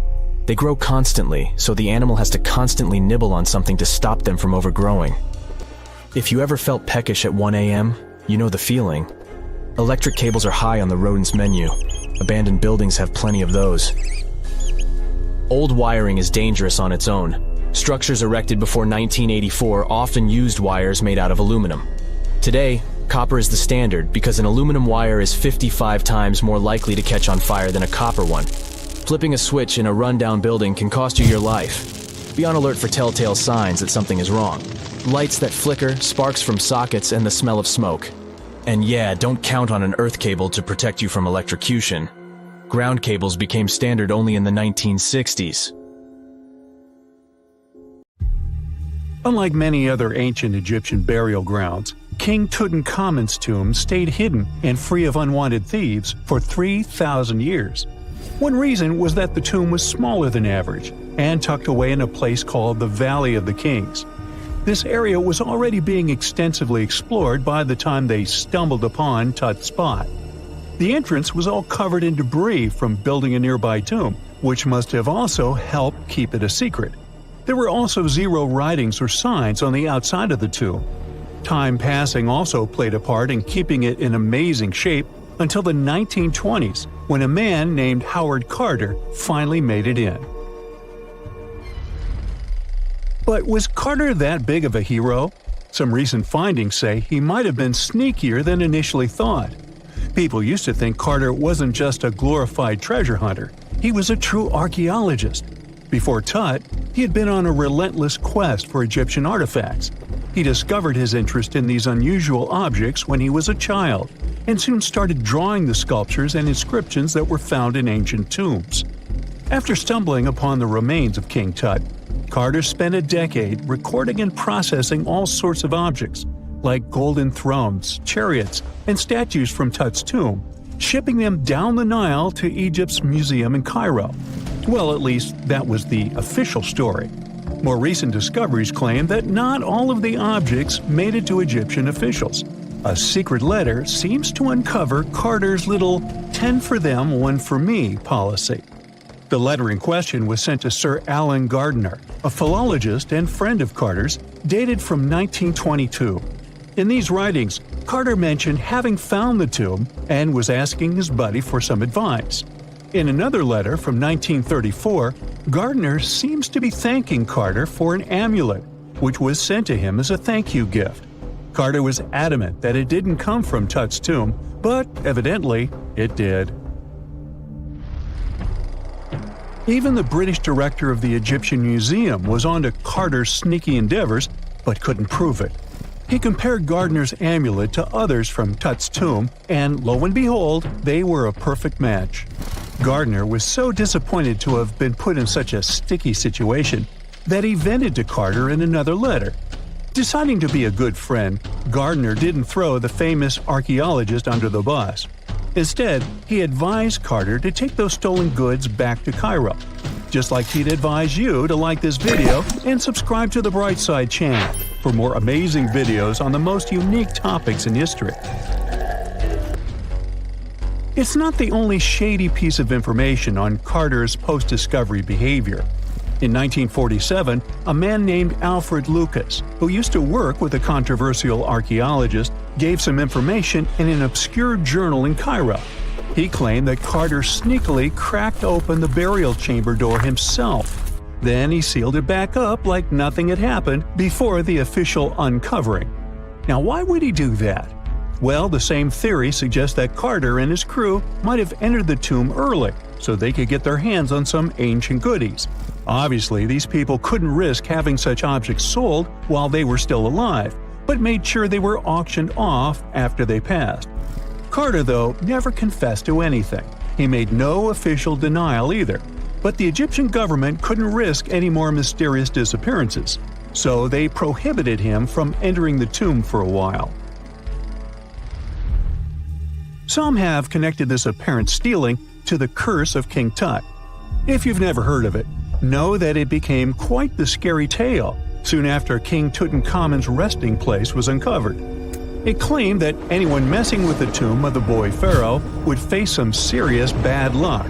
It's not all dramatic like a mummy going on an aggressive spree, but word got out that the people involved in disturbing King Tut's lair met some mysterious, untimely ends.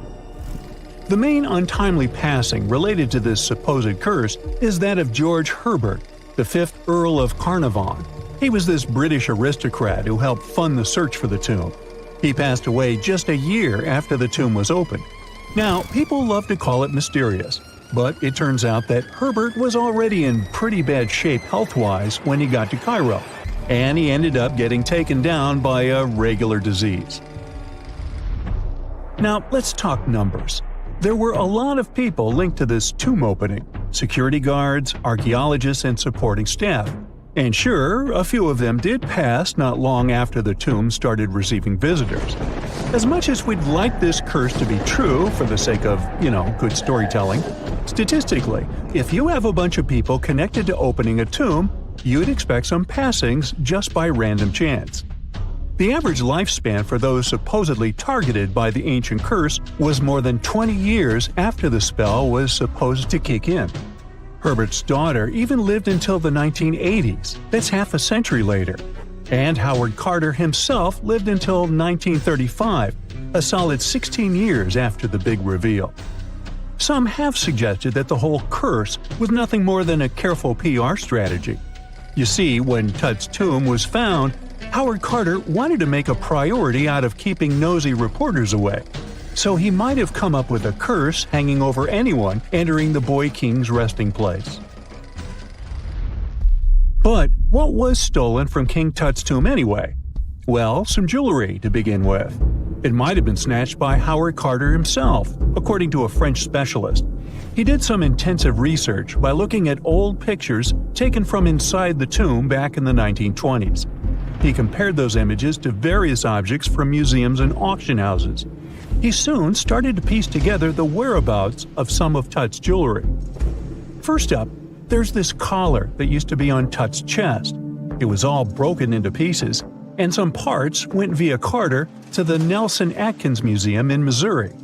Meanwhile, other bits ended up on a necklace owned by some unnamed people who tried to sell it in 2015 but failed.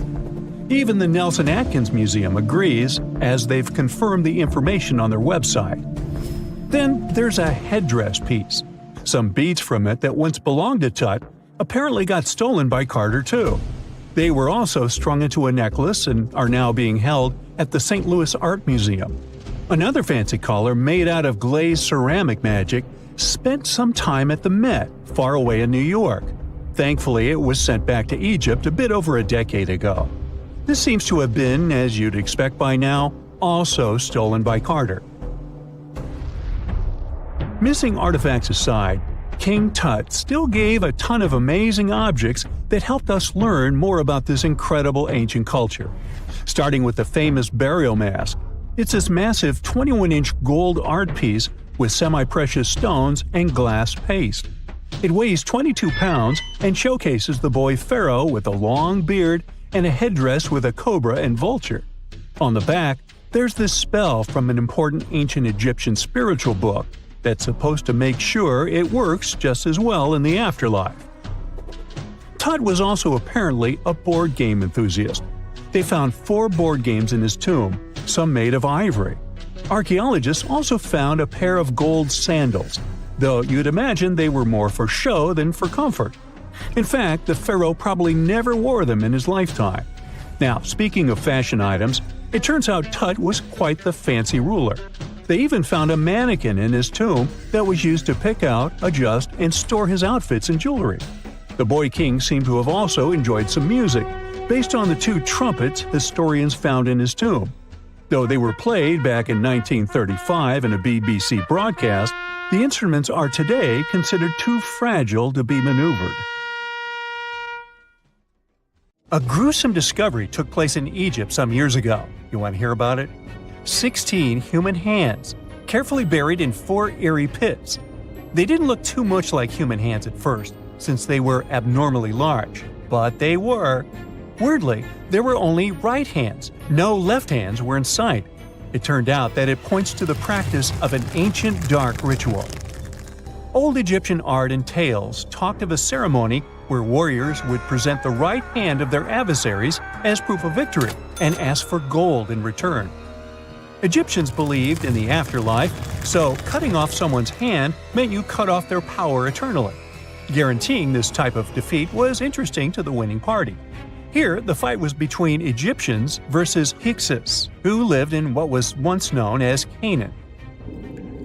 Egypt has always been the center of some history-changing findings, and some time ago, this papyrus was found. If we stretched it open, it would be just a tad bigger than the height of a skyscraper. The world's tiniest skyscraper, which is located in Wichita Falls, Texas. When humans didn't write on their notes app, they wrote on this thing, made from the medulla of a papyrus plant. Around 2,000 years ago, ancient Egyptians wrote something reminiscent of a book where they describe most of their funerary traditions and their visions of the afterlife. It's considered one of the most important texts from ancient Egypt and is still sold in bookstores to this day. This ancient manuscript was unearthed from a chamber located just south of the Pyramid of Djoser, located in Saqqara. Oh yes, Djoser is the oldest pyramid in Egypt and not the Giza pyramids like most people think. So recently, the site of Saqqara buzzed with excited archaeologists who probably found one of Egypt's oldest complete mummies. They believe that this beautiful and well-preserved mummy was that of a wealthy man. He was discovered in a deep shaft, covered in layers of gold leaves. There are many symbols that show he was an important and wealthy man, like the band he wore on his head, the bracelet on his chest, and the fact that he was embalmed with a tunic, which was reserved for Egypt's finest. The most exciting part of the entire discovery was finding the resting place sealed with mortar, just as the ancient Egyptians had left it 4,300 years ago. Now this may sound weird, but back in 2008, archaeologists discovered a missing pyramid. Now it went missing because it deteriorated over the span of 4,000 years. Today, you can only see its base. It was a pretty important site back in ancient times. It is said that around the area of the pyramid, the ancients hosted a special type of ceremony where high priests would carry mummified remains of sacred bulls. Now, here's a fun fact. Ancient Egyptians believed that Apis bulls were earthly incarnations of the city deity of Memphis and was connected to rites of fertility. It wasn't just any Apis bull, though. They needed to be all black, with a single white mark between its horns and a bunch of very specific characteristics. They were selected by the local priests and honored until they passed away. After that, they were mummified and buried in underground galleries. Meanwhile, this missing pyramid sort of disappeared around the 1800s. It was a German archaeologist who first found it in the village of Saqqara. He called it the Headless Pyramid when he first found it. But then, years after the official discovery, the desert sand came along and covered the whole thing. There were some excavations between the 19th and 20th centuries, but they weren't too systematic. That's why scientists were so thrilled when they dug an entire pyramid's base after removing the 25-foot mound of sand that was covering it. Oh, and it turns out American archaeologists are excavating a cemetery in Egypt that could contain over 1 million mummified bodies. So far, archaeologists have dug around 1,700 mummies. One of the main differences from other classic Egyptian mummies is that these people weren't kings and pharaohs. They were commoners that most likely lived about 1,500 years ago, when Egypt was controlled by the Roman and Byzantine empires. The name of the cemetery is cool, though, the Way of the Water Buffalo, just in case you want to check it out on your next trip. Other than bulls and buffaloes, ancient Egyptians also liked baboons. Are you seeing a pattern here? In the beginning of the 20th century, archaeologists discovered a site filled with mummified baboons in a place called, guess what? The Valley of Monkeys. An animal wouldn't have been mummified if it wasn't considered important. Certain animals were more important than others, since they were linked to specific deities. Jackals were connected to Anubis, the ancient god of the afterlife, and cats were likened to the female deity Bastet. Baboons were a pretty big deal, since they were believed to be connected to Thoth, the deity of wisdom and advisor to Ra, one of Egypt's supreme deities. The archaeologists who studied these animals weren't too happy. They think these baboons were kept inside and were deprived of sunlight for most of their lives. They had extreme vitamin D deficiencies and they were poorly fed. Maybe Thoth got angry with these baboon keepers. Just a guess. Since there's never a boring day for archaeologists in Egypt, they also found human mummies with golden tongues. Since Egyptians were all about the afterlife, they believed that golden tongues might help a person speak once they pass to the other side. I mean, it's a long shot, but hey, why not? Some of these mummies were placed in wooden coffins with goods, such as necklaces, pottery, golden artifacts in the shape of lotus flowers and scarab beetles, and iPhones. Just kidding. A new temple was also unearthed recently in Egypt. Scientists believe it was dedicated to honor Zeus Cassios. That deity would be a cross between Zeus, the almighty Greek deity of the sky, and Mount Cassios.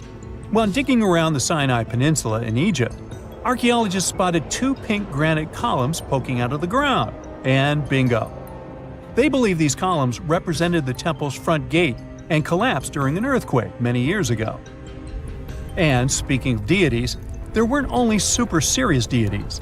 Recently, scientists unearthed a golden ring in a city south of Cairo.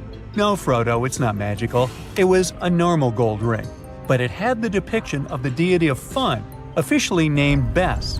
This deity is often described in sacred texts as a happy chubby dwarf. Today, many tattoos we get are sorta deprived of any sense and are made of aesthetic purposes only. In ancient Egypt, though, women would get tattoos as a token of protection for childbirth. That's what scientists think, at least. Around the Nile region, scientists found some mummies that had well-preserved tattoos, which is a rarity since the skin deteriorates so easily. Two of these women tattooed their lower backs, and the drawings were simple. They were mostly pictures, including that same chubby dwarf we just talked about, Bess. He also had a side hustle as the protector of women during childbirth. Now, would you believe me if I told you ancient Egyptians invented robots? No? Well, that's because that's not entirely true. Sure, they were astronomers, mathematicians, and engineers, and somehow they also squeezed an eccentric invention into that package. An automated deity some scientists called Hathor. This wooden statue had been in the Metropolitan Museum of Art for years before someone noticed its secret. With the help of an X-ray machine, specialists discovered a mechanical operating system inside it. The pulley-like axis goes from the statue's shoulder to her left leg. When the system rotates, the statue raises and lowers her hand. Hey, pick me! Pick me! I got my hand up here. In 1975, in Puerto Rico, a farmer saw most of his goats lying lifeless on the ground. He got closer and saw that the animals were stiff and had 2 puncture marks on their necks. Goats were not the only animals that were hurt. Many pigs, cows, and geese lost their lives too. They all had the same distinctive bite marks on their necks, and all had been drained of their vital fluids. The locals immediately jumped to conclusions and blamed dogs, and the authorities didn't bother to do a better investigation and just said dogs had done it without looking for any proof. A couple of days later, though, many more animals were found deceased. Among them was a cow that had literally been opened, and it had a lot of scratches on its head. The farmer next door reported that his chickens had been destroyed by something. In just a few weeks, the creature took the lives of 90 farm animals. After some time, another farmer said that 10 of his goats had been drained, 7 had been hurt, and 11 were missing. This time, the authorities didn't waste any time and started the monster hunt, but they had no luck finding the culprit. The incident was all over the local newspaper, and the beast was named the Vampire of Maka. The incident caught the attention of the Agricultural Commission, and scientist Juan Rivera was tasked to solve this otherworldly mystery. His first suspect was a Puerto Rican boa. This non-venomous snake can grow to be a little over 6 feet. Still, its diet consists of only small prey. It's also very shy of humans and other animals. It avoids bigger creatures at all costs. You're more likely to see fish climbing trees than this boa taking down a whole cow. Near the crime scene, a large cave was discovered, and we all know that weird creatures like living in dark, cold caves. In the cave, they found some crazy-looking bats. As we've seen in movies, bats can turn into vampires, so they must be the culprit. But no, bats were as innocent as they could be. Their favorite food wasn't cows or goats, it was figs. They were peaceful fruit-eating bats that didn't care about animals. Again, the researcher hit a wall. Suddenly, all the terror stopped in July 1975. It seemed like the creature had vanished into thin air, but not for long. 2 decades later, 62 miles from the previous site, more animals were found. A local vet examined them. He was terrified to discover that every animal had 2 precisely cut holes like he had never seen before. The animals were anemic and looked like they'd passed away recently.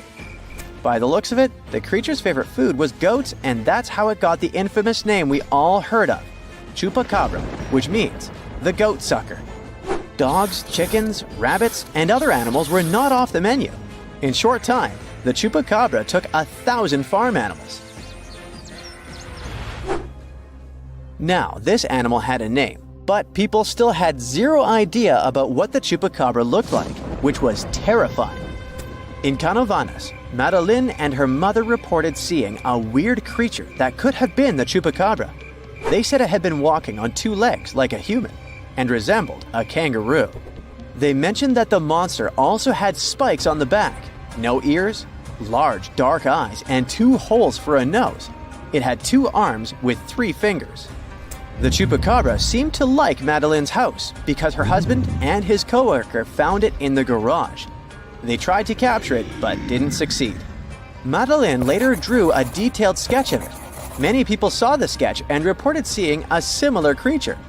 They claimed it had strong legs and wings and smelled like sulfur. Take all these descriptions with a grain of salt. If they'd been true, they would have been all over the news. But still, keep in mind these descriptions. They will be important later in the story. In 1976, on some talk show, they talked about the chupacabra, and the show quickly went viral. Soon, people started reporting having seen a similar creature in Florida and Mexico. Many said that the stories were like a unicorn rodeo. They were totally made up. In Mexico, two skeptical inquiries, Patricia and Mario, laid traps around those farms where the chupacabra had allegedly been seen. They caught some animals in their traps, but no sign of the goat sucker. They only captured wild dogs. The police stated that the chupacabra was just a wild dog, not a mythical creature. And still, in the next 5 years, there were numerous sightings of the chupacabra worldwide. On the 13th of August of the year 2000, a farmer from Nicaragua found 25 of his sheep and 35 of his neighbor's sheep hurt. So he decided to take the matter into his own hands. One night, he was patiently waiting in the pitch-black night for the creature to appear. Suddenly, from the corner of his eye, he saw something and managed to hit it. The creature passed away. Finally, they had proof that the chupacabra was not just a fairy tale. It was a big thing. Later, the chupacabra was examined by a vet. The vet was shocked because he had no idea what the creature was. Remember Madeleine's description? Well, the vet described the animal differently, but his story turned out to be more plausible. This chupacabra had large teeth, giant claws, greenish eyes, bat-like skin, and a crest sticking out of its back. The vet concluded that the animal was some kind of hybrid.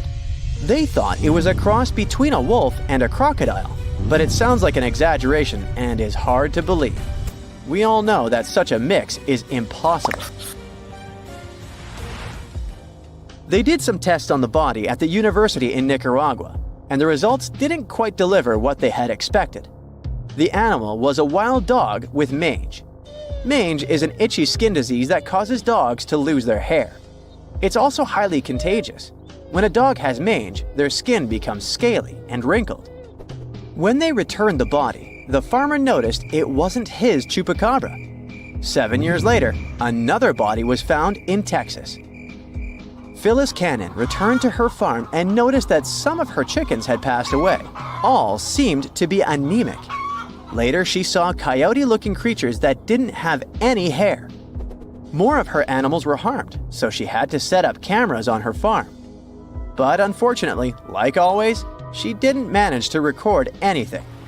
Surprisingly, she got a call from a local farmer who had found the chupacabra hit by a car. Later, another body was found much closer to her farm. She took some pictures of the animal, and soon, those images were all over the internet. Phyllis was curious and sent 5 DNA samples to 5 different universities. The results didn't match any animal in the archives. Researchers had no idea what it was, but it wasn't a dog. Phyllis still has one animal in her freezer and a taxidermied specimen in her house. There are many theories about the chupacabra. Some claim that the animal is a genetically modified monkey that escaped the lab. Others state that it's some mysterious, otherworldly creature. The most consistent hypothesis is that the chupacabra is a mix between a Mexican wolf and a coyote with mange. Now, do you remember that Phyllis said that she had sent samples to 5 universities and no match had been found? Well, it turned out she hadn't been telling the truth. At one university, they found that the animal was a mix between a coyote and a Mexican wolf and that it had mange. Animals with mange are weak and will likely try to hunt farm animals to survive. People, when they see something they don't know, tend to exaggerate, which is why all witnesses describe the animal differently. Today we're going to an art history trip. Our main focus is to unravel the mystery of whether or not ancient statues has always been white. We'll visit museums and even time travel to try and get a glimpse of what these statues were really like back in the day. To kick off our tour, we land in New York. We climb the famous steps of the Met, the Metropolitan Museum of Art, and walk inside this enormous museum. You walk down the aisle and get to the room where one of the world's biggest collections of ancient Greek and Roman statues is held. Admiring the large array of statues, one thing seems evident. They are mainly white. It makes sense since their primary material is white marble. For centuries, historians, archaeologists, and researchers in general have always taken this fact for granted. Weren't these statues always white? Until recent decades, this wasn't something that people discussed. But in the 1980s, researchers unearthed an ancient Greek statue that was clearly pigmented. This new discovery made them wonder, were all ancient statues painted? Let's take a close look at this work of art. This 3rd century before the Common Era Greek statue was discovered to be almost entirely painted, still in its original form. You don't have to look too hard to notice that the statue still carries some of these original pink colors, with some shades of blue and red paint as well. The thing is, this statue is not an exception, it's the norm. As it turns out, ancient civilizations did paint their sculptures with bright and vivid colors, but somewhere along our historic timeline, this information got lost. According to researchers, pigment in sculptures was a way of bringing their representations closer to real life. We live in bright colors, so art might as well reflect that, right? Right! So let's take a few steps back to understand what happened. So why are our museum's galleries filled with white statues as far as the eye could see? You might have heard of Michelangelo. It's a famous Italian sculptor who carved the iconic David and painted the ceiling of the Sistine Chapel. Michelangelo was one of the most emblematic painters of the Renaissance. The Renaissance was a historical period when European artists, philosophers, and scientists developed a renewed interest in the creations of ancient Greece and Rome. Artists like Michelangelo started a series of Roman sculptures, like this one, the Laocoon and his sons. They fell in love with their lifelike figures and pristine white marble. The one thing they didn't know, and didn't have the technology to know, was if the colored pigments from those sculptures had faded. After all, they were found after years of being buried or left in the open air. It's speculated that this statue, the Laocoon, had colored snakes and mantles, for example. When the Renaissance artists set out to pay homage to ancient artists, they left their masterpieces bare too. They carved directly onto the marble and left them white, without pigmentation. Probably because that's the way they thought things were done in the old days. The works of Michelangelo and his peers influenced a whole generation of sculptors after that. So this way of doing art traveled to modern times without much questioning. However, evidence of color pigments in ancient statues is abundant. Some researchers show that scholars have known for at least a century that ancient sculptures weren't originally all white. Other studies suggest that this discovery might have happened even earlier. In early 1980s, archaeologist Vincent Brinkmann made a huge discovery.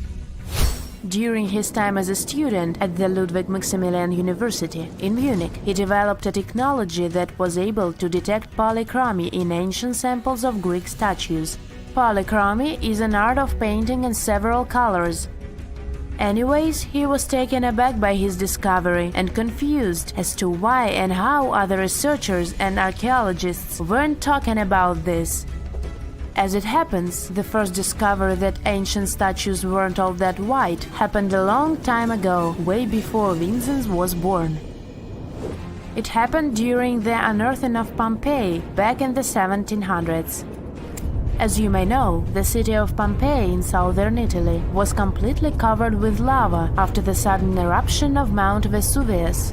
The city was destroyed, but the clouds of ashes that arose from the lava managed to preserve a lot of the city's structure through time. Thankfully for art historians and archaeologists, Pompeii became a digging ground for understanding ancient Rome.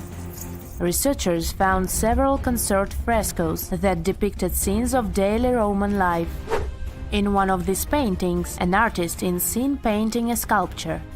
This fact was recorded by a very famous art historian known as Johann Joachim Winckelmann. He is also considered the father of art history. Now let's take a closer look at another famous statue. To see this one in person, you'll have to fly all the way to Rome and visit the Vatican museums. The statue you're looking at is a classic representation of Caesar Augustus. In case you didn't know, he was the founder of the Roman Empire and the first emperor of Rome. He is important. The sculpture you're seeing is called the Augustus of Prima Porta.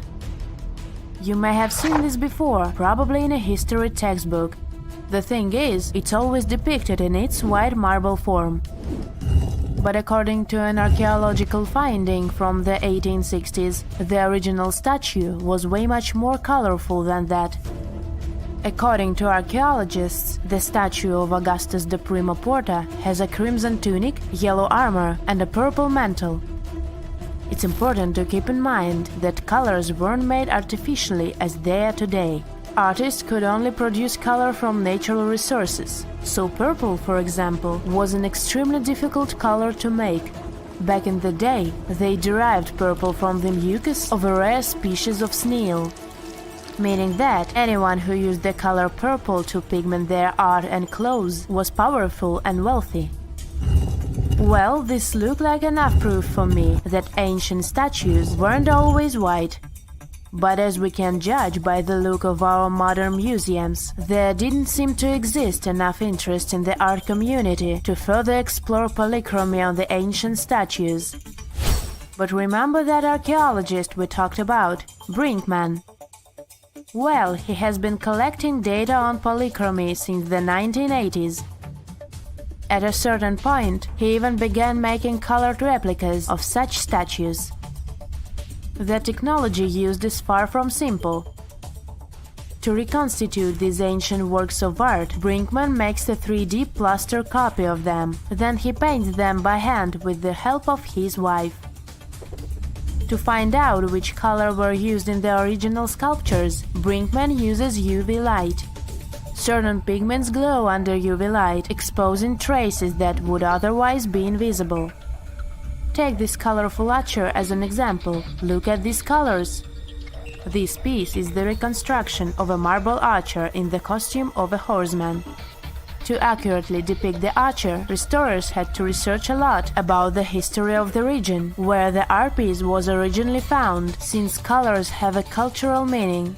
That, together with UV technology, allowed for the reconstruction you can now see. It seems very far from the idea we have of what the Greeks would make, but this is supposed to look exactly like the original one.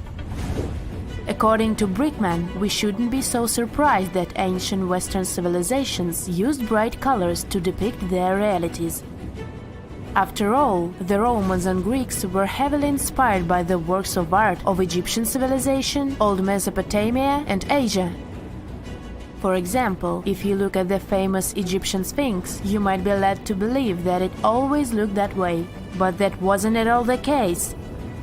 Modern studies and virtual reconstructions of the monument show us that the monument was very colorful. The body of the statue is believed to have been painted terracotta, while the regal headdress that circles the head is meant to have been golden blue.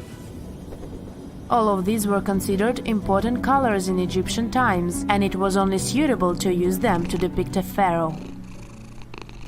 The most exciting accidental discovery I've made in my life was a $10 bill in my old winter jacket. Some folks are luckier though, as they find underground cities from centuries ago or make inventions that turn them into millionaires.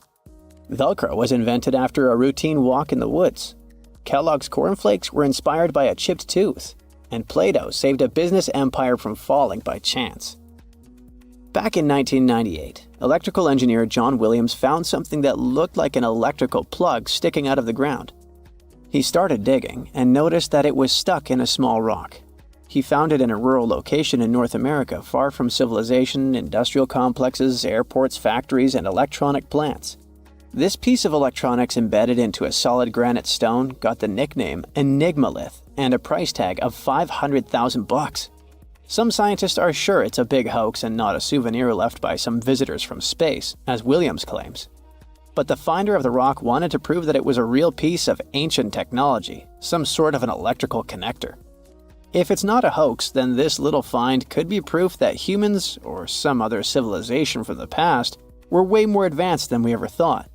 They must have managed to invent a way to transmit electricity long before humans in the 19th century. He offered scientists to take a look at this find and establish what it really is without breaking the rock open, but there were no takers. Williams consulted an engineer and a geologist, and both confirmed there were no traces of glue on the electronic component. It hasn't been welded either, so it must be as old as the rock, which is around 100,000 years old, according to geological analysis. Dr. John Kellogg had a philosophy of biological living with regular exercise, massage, plenty of water, zero bad habits, caffeine, and no meat.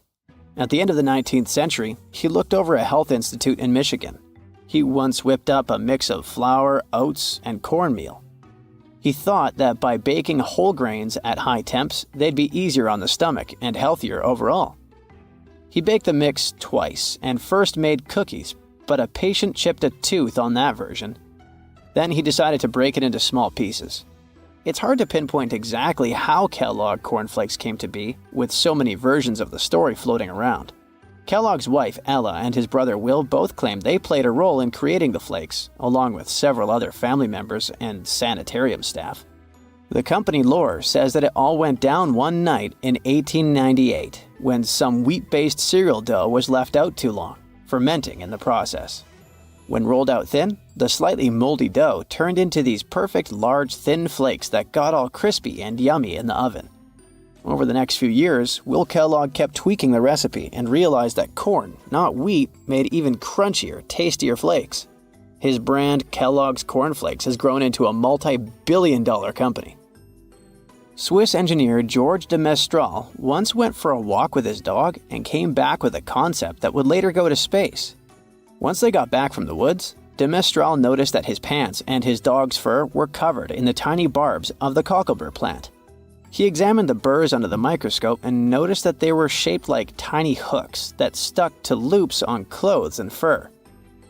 He decided to recreate that natural tech to design an extra strong fastener, one with many practical uses.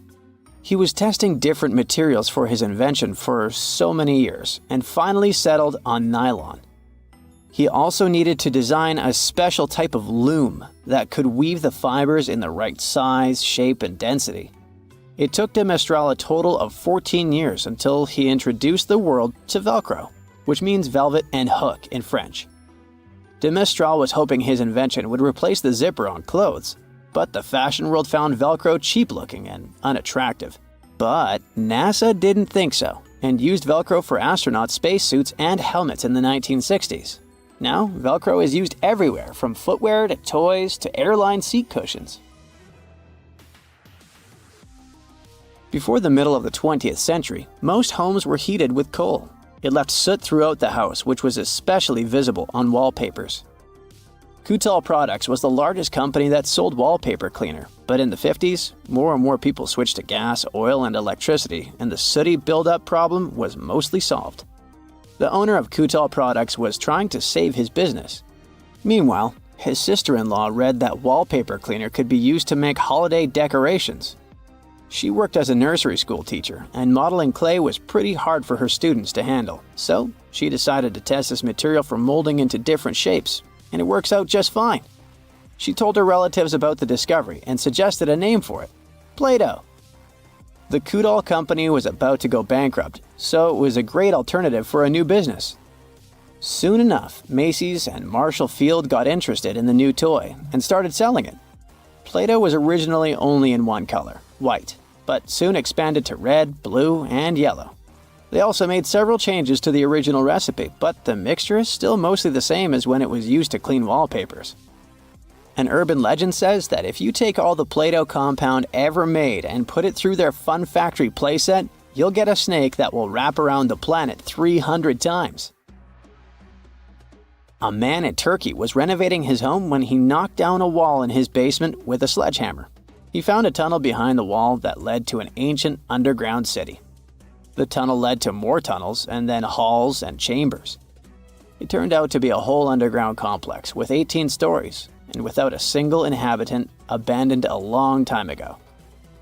It was the city of Derinkuyu, built thousands of years ago, a home for up to 20,000 people. Whoever built it had great skill, and it's rather easy to build tunnels out of the soft rock, but cave-ins are a big risk. None of the floors at Derinkuyu have ever collapsed. The city had a complex ventilation system with over 15,000 shafts. The upper levels had the best ventilation and were used for living and sleeping quarters. The lower levels were mainly used for storage, but they also had a dungeon. In between, there were room for domestic animals, a school, a convent, and small churches. John Martin, a forestry professor, was out exploring a forest in Wisconsin one night. He was shining a UV flashlight up into the canopy to spot lichens, fungi, plants, and frogs that glow under the UV light. Then suddenly, he heard a flying squirrel chirping at a bird feeder, pointed the flashlight at it, and saw it light up pink. The professor told his colleagues about it, and they decided to investigate further.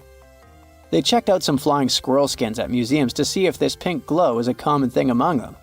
It turns out that almost all of the flying squirrel specimens they looked at had the same pink fluorescence. Non-flying squirrels didn't glow at all. Other animals with fluorescence, like puffins and chameleons, glow blue under UV light. The only other mammals with fluorescent fur are around 20 species of opossum. They live in different ecosystems and have different diets. The only thing they have in common with flying squirrels is that they're all active at night.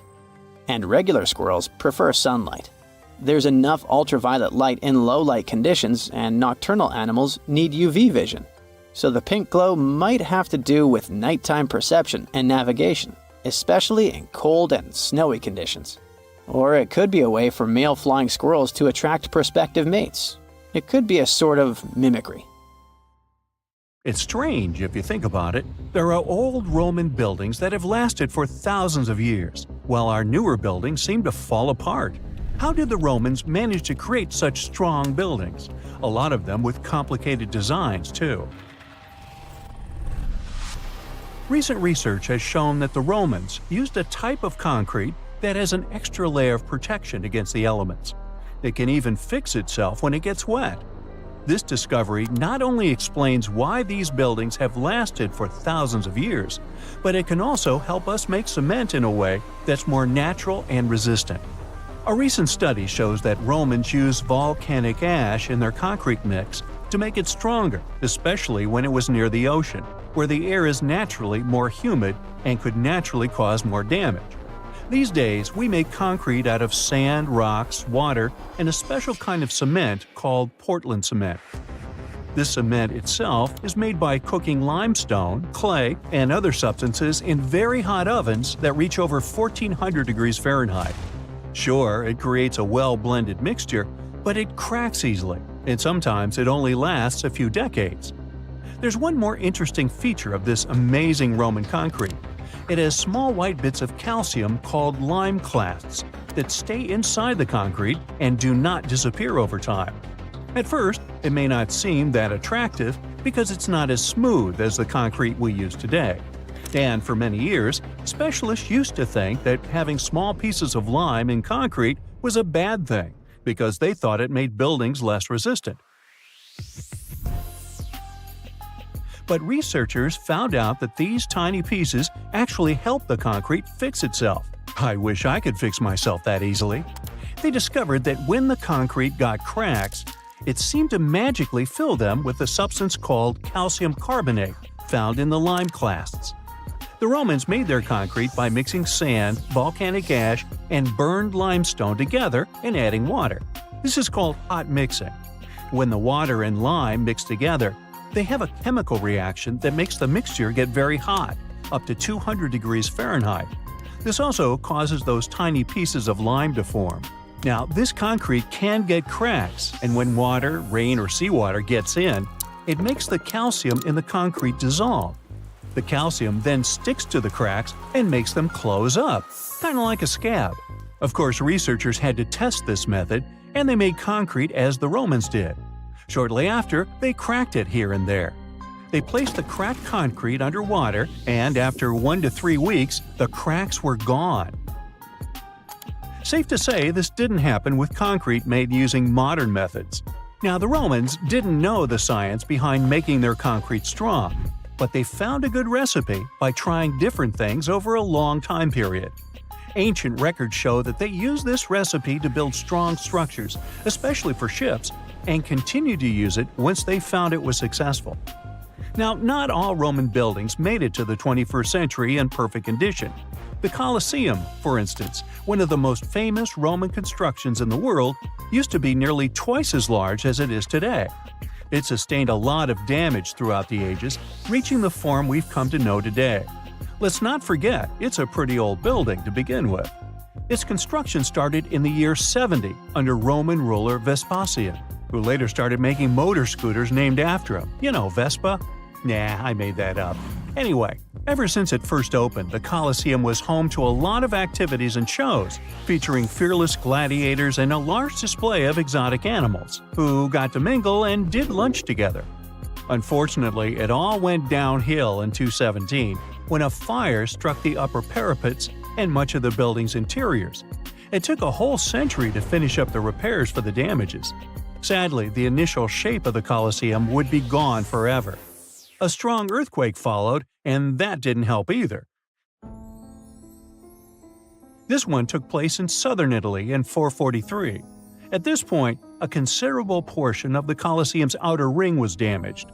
Soon enough, when locals encountered hardship, they had to rely on selling chunks of limestone from the ancient Colosseum to go by. Another earthquake came in 1349, which gave the Colosseum its most devastating blow. It's when the south side of the building collapsed completely. That's when it started to look more like the building we can see today in the Italian capital. It's not all bad, though. Some pieces of stone that were shaken off the Colosseum were used to rebuild other famous landmarks in Rome. So, if we think about it, the missing part of the Colosseum isn't missing at all. It's just been recycled all around the city. One building that features pieces of old stone Colosseum is called Palazzo Venezia, and it's a local museum. Now, speaking of weird buildings, you've probably seen this one, as it's one of the most photographed spots in the world. You can see online photos of people leaning on it, or ones that make the building look like an ice cream scoop. This famous Italian landmark is called, you tell me.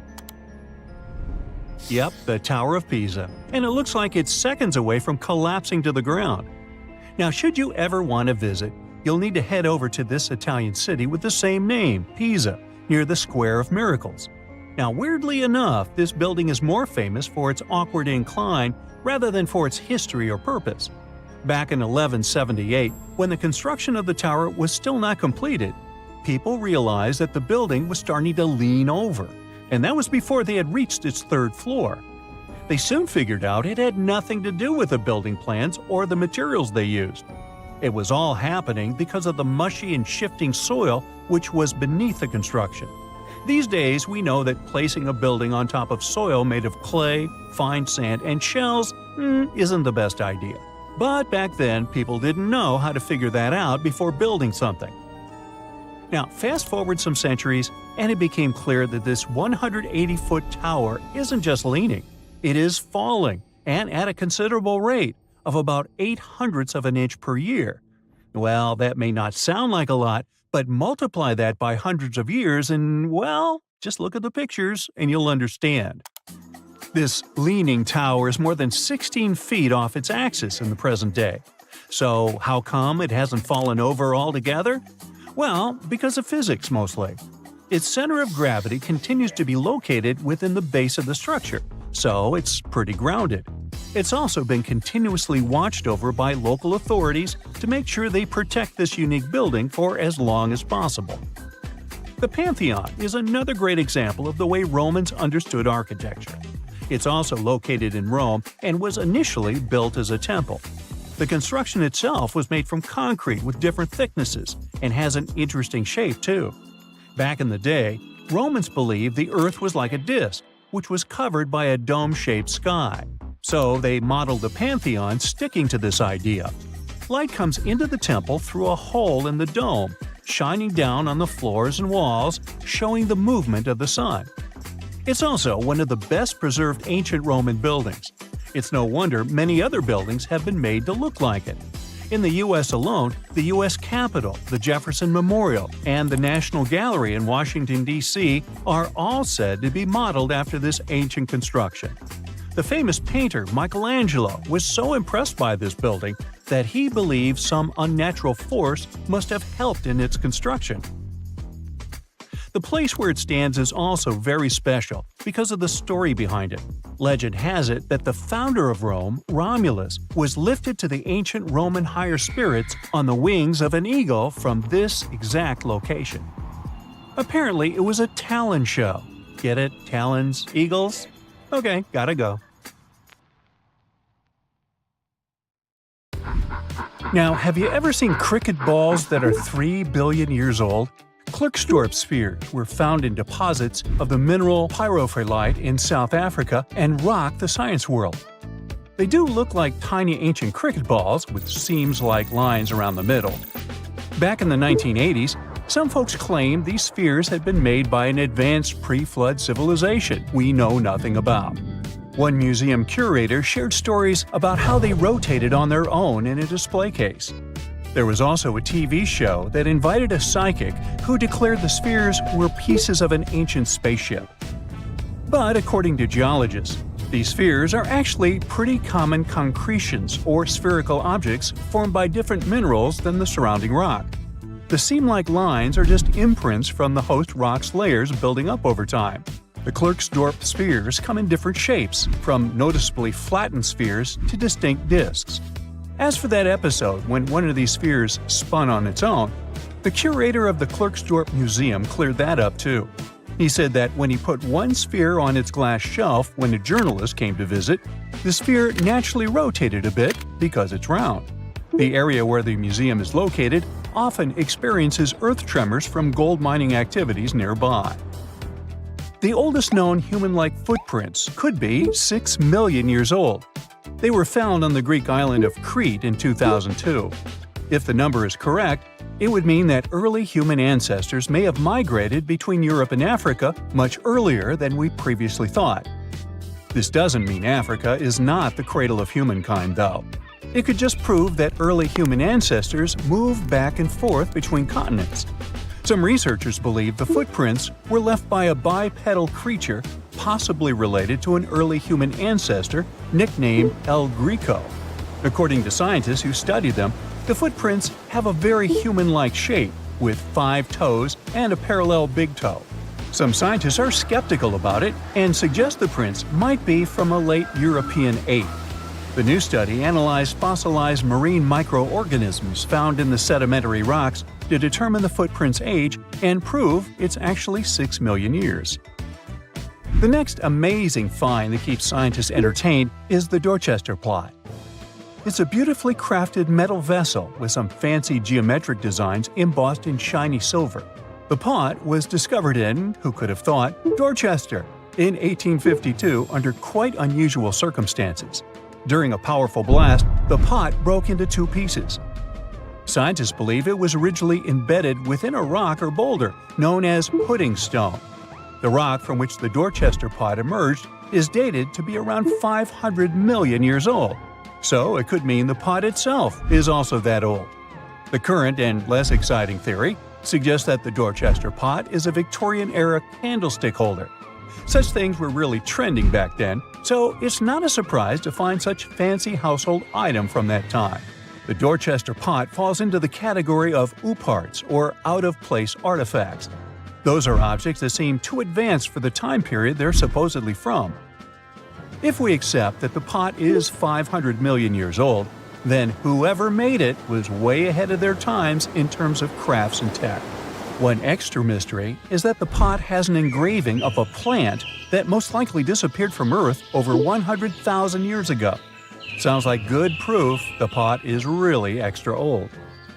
Now, it looks like the oldest map in Europe is a stone from 4,000 years ago.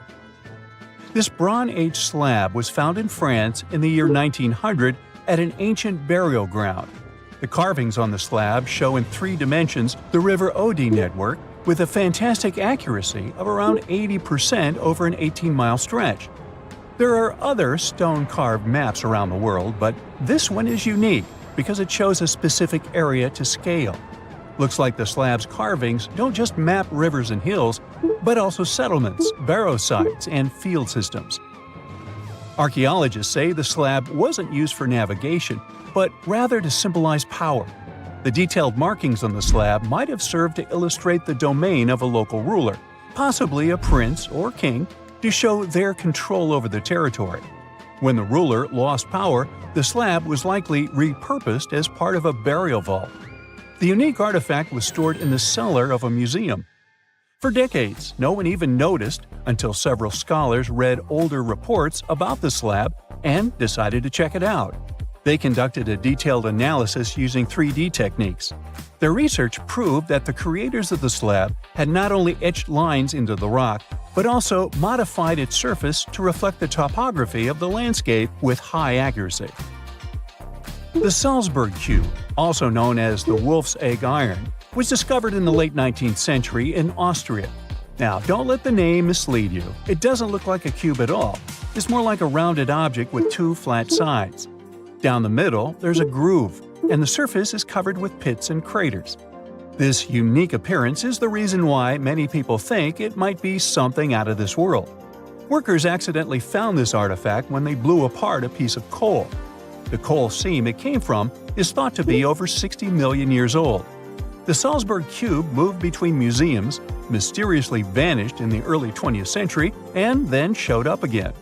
A professor from Bonn University suggested it might be from a meteor, but they found no evidence of elements that you'd normally see in meteorites, like cobalt or nickel. Then researchers thought it must be a human-made object, possibly a Victorian-era candlestick holder. No one knows the true story of the cube or its current location. Yep, it disappeared again. Have you heard about the Meister print? It's a fossilized sandal print discovered in 1968, and it has sparked a lot of intrigue. There's a trilobite inside the print, which supposedly went extinct around 500 million years before humans even existed. But many historians think this age is an exaggeration. When Meister found the fossil, it was authenticated. But the scientist who did it didn't confirm it was a human sandal print. He only agreed there was a trilobite there. When another scientist visited the site, he found a 6-inch impression he believed was from a child's moccasin. But the footwear seemed to be new. So, could it be evidence of time travel? Proof that humans existed millions of years earlier than we thought? Or a sign that someone else visited early Earth? Or is it just a rock formation that looks like a sandal print? We still don't have the answers. Back in June 1936, a couple was walking along Red Creek in London, Texas. London, Texas? Yeah, when they stumbled upon something unusual. It was a piece of wood sticking out of what seemed to be an ancient rock formation. About 10 years later, their curious son decided to crack open the rock to see what was inside. And he saw a hammer, which looked surprisingly modern. Then, one unique finds enthusiast decided that the rock encasing the hammer was from the Cretaceous period. This would mean that someone dropped a 19th century hammer while dinosaurs like Triceratops were still roaming the earth. So, if this hammer was truly from the Cretaceous period, then the whole evolutionary theory would be wrong. And if the hammer was modern, it would mean the Cretaceous rock formation it came from was much younger than we thought. But the real answer was much simpler.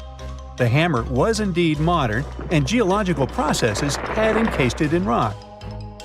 Minerals can harden around an object in a relatively short time. So the hammer was probably dropped by a miner a century or so ago, and the rock formed around it afterwards. And no, it wasn't a Victorian-era candlestick holder either. Scientists discovered something Atlantis-like near Australia. There used to be an entire continent that's now underwater. Here's what happened to it. Around 70,000 years ago, during the last ice age, there was a huge landmass called Sahul. It was located in the southwestern Pacific Ocean.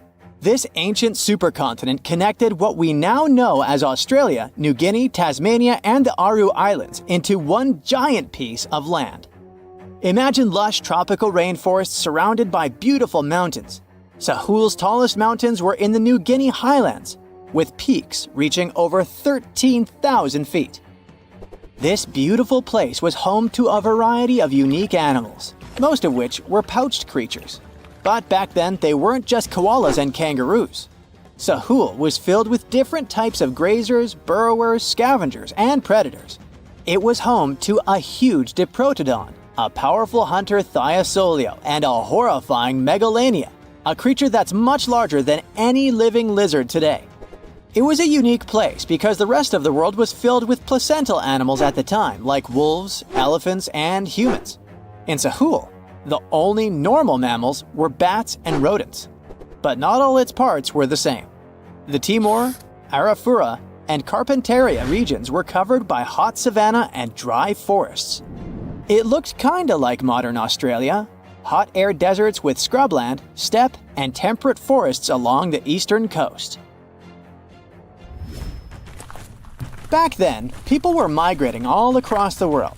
They made an incredible journey from Southeast Asia to Sahul and first arrived here from 60 to 45,000 years ago.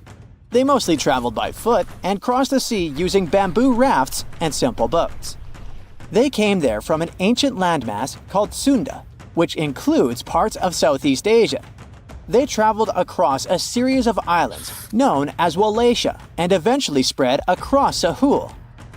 And it wasn't a small journey. Sahul was huge, around 4.1 million square miles. That's bigger than the USA or Canada. It stretched from the equator to around the southern part of New Zealand. So they arrived in what is now Australia and became Australia's first people. Scientists think that Sahul had a population of 500,000. We've discovered cave paintings that date back around 40,000 years. It's a hunting scene depicting an anoa, or miniature buffalo, facing figures of humans and animals. Researchers are trying to figure out how these early settlers moved across Sahul and where we might find archaeological evidence of their journey. To do this, they created a landscape evolution model. The simulation showed how Sahul changed between 75,000 and 35,000 years ago. It showed potential migration routes and archaeological sites. Humans likely traveled along coastlines and rivers. But how did Sahul get submerged off the coast of Australia, similar to the mythical Atlantis? During the last ice age, much of the Earth's water was locked up in large ice sheets and glaciers. The sea levels were much lower than they are today. After that, the global temperatures increased. The ice sheets melted and the sea levels rose, flooding the land bridges that once connected different parts of Sahul together. About 8,000 years ago, New Guinea separated from mainland Australia, and then, about 6,000 years ago, Tasmania did the same. We still can explore the underwater parts of Sahul thanks to new technology. Divers explore and collect samples directly from the ocean floor. Underwater drones can go to places that are too deep or dangerous for humans to explore. And with sonar mapping, scientists use sound waves to create maps of the ocean floor. It's like using an echo to see what's underwater. The sound waves bounce off the seabed and come back, helping us create a picture of what it looks like. Deep underwater, archaeologists have found stone tools and other artifacts. They also discovered fossils of animals like Diprotodon and Thylacoleo. By studying the underwater terrain of Sahul, they learned about the ancient rivers, lakes, and coastlines that existed during the Ice Age. But Sahul isn't the only underwater continent. Sahul isn't the only hidden gem of Southeast Asia. Take Sundaland, a place made up of Sumatra, Java, Borneo, and some other islands. This place was crazy huge during the Ice Age, but now almost fully underwater. Almost, but not entirely. The parts above the ocean are teeming with life. If you like birds, check this place out. It has almost a fifth of the world's bird species. You can spot colorful birds like the Java hawk eagle and the Bali starling among the lush forests. It's also a home to a fourth of Earth's fish species. Sundaland's waters are a haven for marine life, even the most exotic animals like the Asian arowanas. It's also a treasure trove of flowers. That's where you can find Rafflesia and Titan arum, the world's largest flowers. This makes it very similar to Zealandia. Zealandia is a long, narrow piece of land about half the size of Australia. It broke from Antarctica about 100 million years ago. Just like Sundaland, it isn't fully underwater. 7% of it stayed above sea level. This sticking out little piece is what we now call New Zealand, along with Stewart Island and some smaller islands. These pieces of Zealandia are lush and warm. They're packed with volcanoes, mountain ranges, beautiful natural geysers, and hot springs. Local people, Maori, use these hot springs for cooking. People place corn, eggs, and vegetables in baskets and lower them directly in the hot springs. Sometimes they cook food in a pit oven using heated rocks. Another hidden world is known as Argoland. This mysterious landmass was once part of Australia, back when dinosaurs chilled around. It drove scientists crazy for decades. They knew it existed because it left a huge stretch on the ancient seafloor, the Argo Abyssal Plain. About 155 million years ago, it broke off from Australia, saying bye-bye. The continent drifted somewhere north, and when it reached Southeast Asia, it just vanished. Scientists had no idea where it went, but recently they finally found its remains. Turns out, poor Argoland's lower parts started drowning into the Sunda Trench, a horrifyingly deep oceanic pit. The Earth's crust sunk into the mantle. Meanwhile, the upper parts of Argoland were pushed upward, grabbing the younger rocks on land. Because of this, Argoland broke apart into a bunch of smaller pieces. These pieces formed parts of Borneo, Java, Sulawesi, and other regions. The remains are buried under Indonesia and Myanmar. Imagine a colossal landmass the size of Greenland, Greater Adria. Its journey began about 240 million years ago when it broke away from the supercontinent Gondwana. It started moving north, and after 100 million years of enjoying the warm seas, it suddenly crashed into Europe and shattered into pieces. Most of these pieces went deep into the Earth's mantle, but some were scraped off and became part of mountain ranges like the Alps. Today, the remnants of Greater Adria are scattered across more than 30 countries, from Spain to Iran. That's why they're hard to look for. Seychelles was also once part of Gondwana. Yep, these idyllic islands are sitting atop of the ancient continent. We know a lot about it because of its fascinating granite outcrops. 100 years ago, Alfred Wegener discovered continental drift, but no one believed him. These granite outcrops helped him prove that he's not crazy and that tectonic plates really are moving. The Seychelles broke off from India and Madagascar and eventually became a sad loner in the Indian Ocean. This probably happened because of some insanely active volcanoes in the Deccan Traps. But now the islands are home to unique species both on land and in the coral reefs nearby. Mauritius broke off from India after the dinosaur wiping. Along its journey, it stretched into a long ribbon-like shape and also broke into pieces. Now it's all scattered beneath the Indian Ocean. Scientists stumbled upon this lost land by studying tiny ancient crystals called zircons. These zircons are like time capsules. They date back an astonishing 660 million to 2 billion years. That's even older than Mauritius itself. These ancient crystals hinted that there's another Atlantis somewhere nearby. Turns out there are hidden continents all around the world, and maybe we'll discover more of them in the future.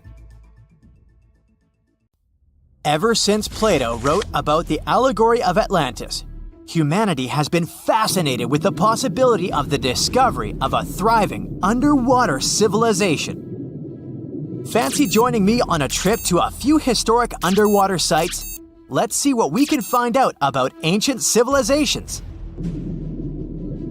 The first one on our list is what is being called the underwater Stonehenge. Scientists have recently discovered a mysterious pile of cairns that stretch for miles under the shimmering waters of Lake Constance at the borders of Switzerland, Germany, and Austria. Archaeologists began to explore the site back in 2015, and they haven't been able to understand yet what it was actually used for. What they do know is that there is a 12-mile line of 170 human-made stone cairns under Lake Constance. Scientists say this was most likely the result of a combined work of several villages. The cairn site was probably used for some collective purpose. The formations are huge. Some of them are several dozen feet wide. The most amazing discovery so far is that the site dates back to around 5,500 years ago. Now, what were we humans doing back then? We were living in the prime years of the so-called Stone Age. We were beginning to make artifacts from stone and use them to hunt and eat. Can you imagine what a knife and fork might have looked like back in those days?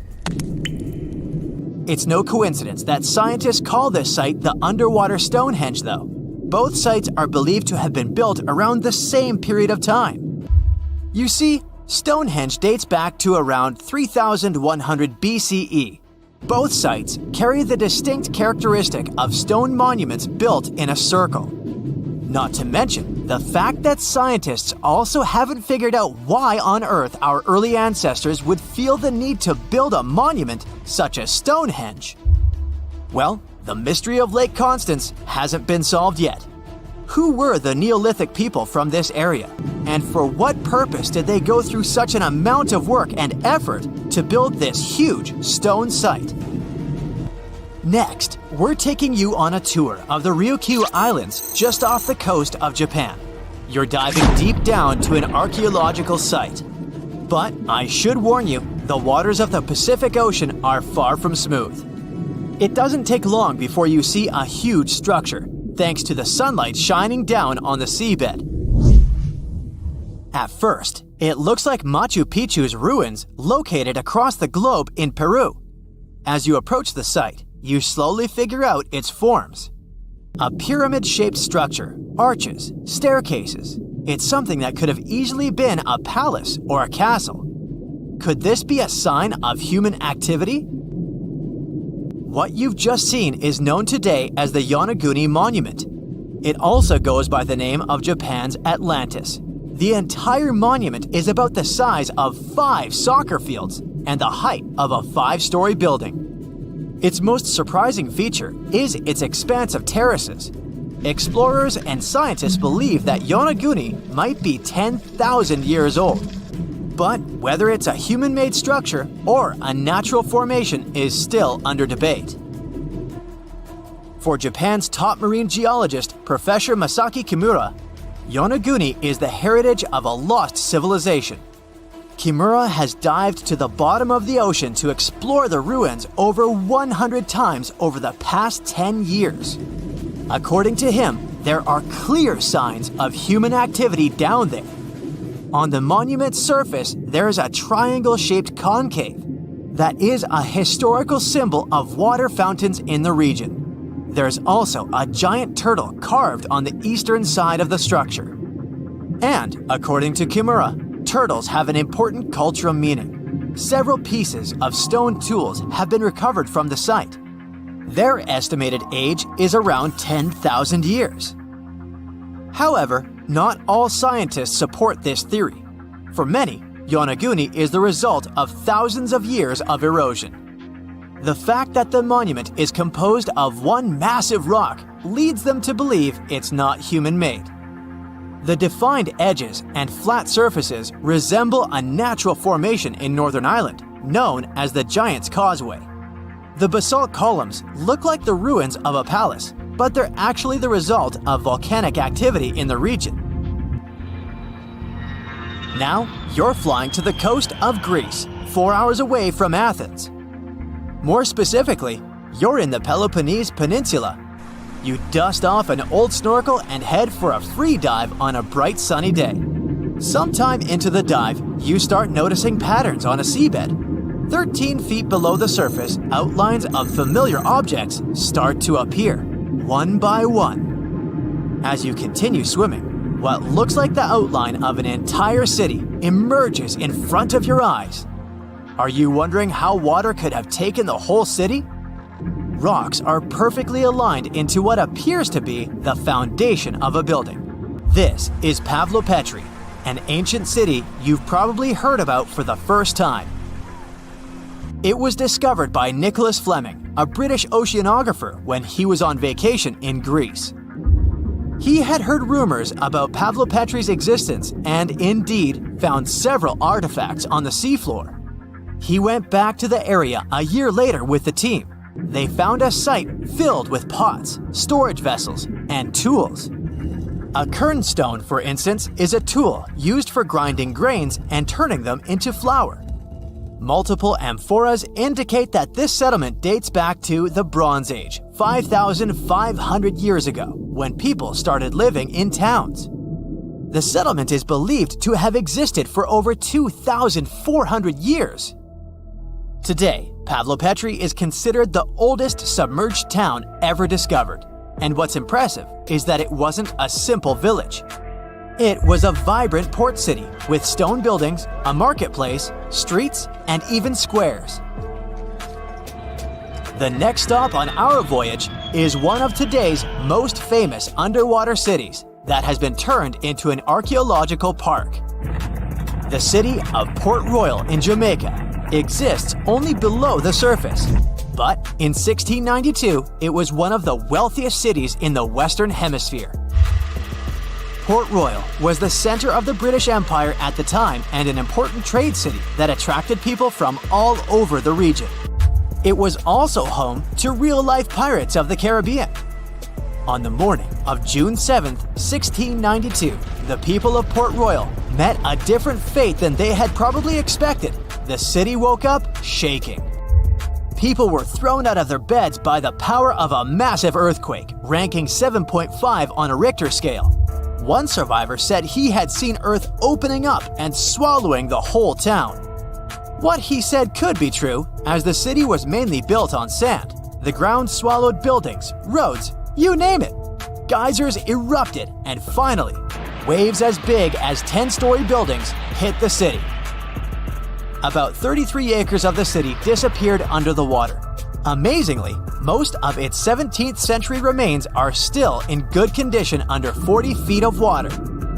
Archaeologists have found taverns, storage rooms, kitchens, and recreational buildings used for diverse purposes. You can also see a grand lion statue, a submerged bridge, and many picturesque arches. Of course, I saved the best for last: India. Just off its coast lies another sunken marvel. A site known as the Lost City of Cambay is located in the Gulf with a similar name. It remained undiscovered until 2001, when the National Institute of Ocean Technology made a routine water assessment. With the help of sonar technology, which sends a wave sound to the bottom of the sea, they found something far beneath the surface. Images showed well-defined geometric shapes spread along a 5-mile stretch. The remains date to more than 9,500 years ago, meaning this civilization was lost at around the end of the Ice Age. Debris recovered from the site included construction material, pottery, beads, sculptures, and even bones. Scientists argue whether these artifacts are indeed from the site, but if they truly are, then the lost city of Cambay might be the oldest civilization in the world. Well, in ancient Egypt, people wore heavy, donut-sized bracelets, giant earrings, necklaces, and their neck collars were totally bedazzled with beads and stones. Now, did they fall over from being so top-heavy? It doesn't say. They also invented wigs. Probably some ancient Egyptians didn't feel like styling their hair every single morning. Hey, I can relate. Just shave your head, pop on a wig, get to work on time. Some of the wigs had jewels in them too. Most Egyptian clothes were made of linen. No big surprise, it's hot over there. Even though they would normally wear kind of plain clothes, their jewelry had to pop. Wealthy or not, a large necklace was a must. If you wanted to turn heads, it had to be gold, but cheaper metals were popular too. Look closer at those Egyptian paintings. See those weirdly shaped cones popping out of people's heads? This head cone was made of a mix of wax and oils, and it was for… wait, am I reading this right?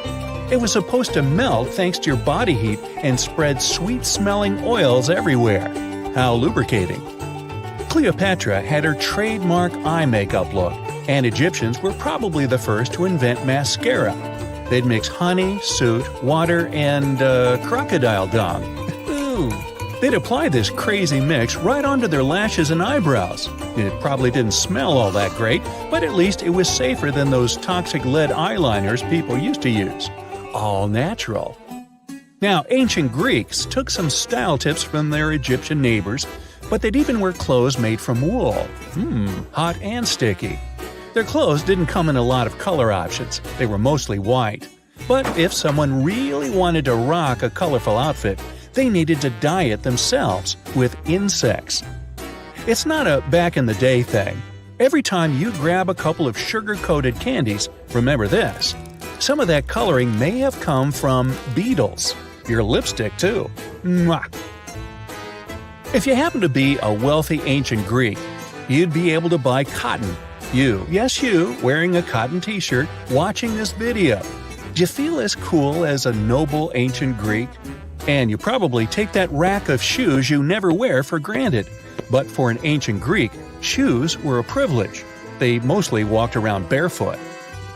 Just like in Egypt, Greeks were all about wigs. They were made mostly of natural hair. Way later, in the Middle Ages, people would powder their wigs, trying to give them a lavender or orange scent. And in those times, let's just say soap wasn't really a thing. So a powdered wig came in handy when people needed to cover up any unwanted smells. Clothes in ancient Rome were pretty similar to those worn in Greece. There were two main clothing types, togas and tunics. Tunics were worn by everyone, while only noble citizens of Rome could wear togas on top of their tunics. Togas were extremely wide and up to 18 feet long, so it was impossible to put them on without someone's help. Hey, didn't they have totally terrific togas and tunics? I think so. If you weren't really the kind of woman who loved doing the dishes, you would have loved wearing a dress with blow. Many centuries ago, women would wear clothes with absurdly long sleeves to show how noble they were. Imagine washing the floor with 5 inches of extra sleeve. Even though these sleeves restricted your movements a lot, they were still super trendy in medieval France. Hundreds of years ago, a lot of European men wore shoes that were ridiculous. These shoes had a unique feature: extremely long pointed tips. The nobler the person, the longer the tips. But once they got a bit too long, they started to sag. So people would stuff them with random things like moss and even horsehair. They looked like huge beaks. Back then, ladies had their trends too. For example, they would shave their eyebrows off. The forehead was the trending facial feature back then, and they wanted to stand out. England had some fashion trends that, Today, people shell out thousands of dollars to make their smiles perfect, white, and shiny. But back in Tudor England times, women would blacken their teeth on purpose to seem wealthy. Sugar was hard to come by, and only the wealthiest could afford it. It was widely believed that the wealthier you were, the more sugar you ate, and the blacker your teeth would get. Now, if you're already rocking some fake black teeth and you want to go full-out Tudor, try rocking this look. Back in the 16th century, men and women would stuff their sleeves with cotton, wool, sawdust. It was basically an old-timey fake muscle shirt, like the one you bought to go out under that Superman outfit you made last year but never wore to go out trick-or-treating. The more sleeve stuffing you had, the stronger you looked. Some men would stuff their calf area, even their bellies, just to look more muscular. Now add a ruffle around your neck supported by a metal corset to keep it all looking tight, and voila! You're a true Tudor. Now, if you were from Venice in the 16th century, you had to get yourself a chapine. These uncomfortable-looking shoes were created for walking through mud, but the real reason they got popular was 500-year-old Venetian Instagram. The shoes made you look taller, and the taller you were, the more important you were. Fashionistas of the day would have portraits of themselves painted wearing those shoes. Hey, gotta make your friends jealous. Now, macaroni isn't just cheese's best friend. It was also a way to dress that meant you had some serious class. If you want to try macaroni style, make sure you live in the middle 18th century, have an enormous exaggerated Empire State Building-sized wig with a teeny tiny hat and a feather on top. Wear bright stockings, preferably striped. Wear pants, the tighter the better. Ideally, they should be just like leggings, but remember there was no Lycra back then. Round it all off with a walking cane. Oops, almost forgot. Get ready to be mocked for the next few decades, or even centuries. Hey, if you're humming Yankee Doodle to yourself right about now, you get it.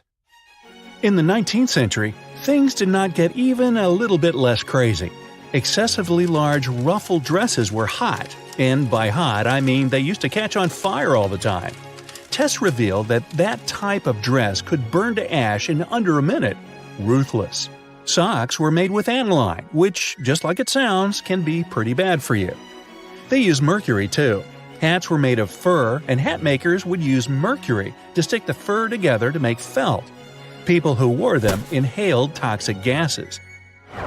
Another toxic ingredient, because two just wasn't enough, was arsenic.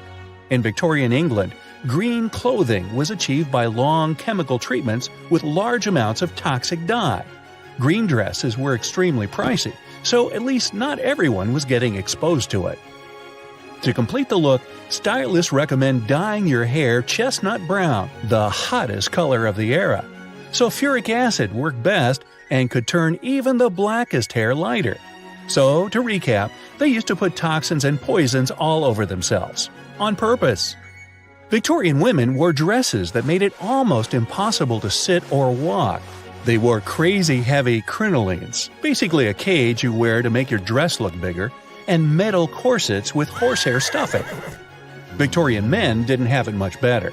They would pin starched, unbendable collars to their shirts, and things could get pretty serious if you accidentally fell asleep wearing them.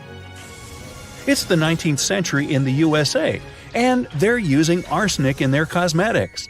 Manufacturers would add it to wafers, promising that their product would help get rid of any facial imperfections. The amount of arsenic they added did help clear the skin and make it paler, but veggies and fruit would have done the same job without being so dreadful for you. Radioactive cream didn't sound wild at all at the beginning of the 20th century.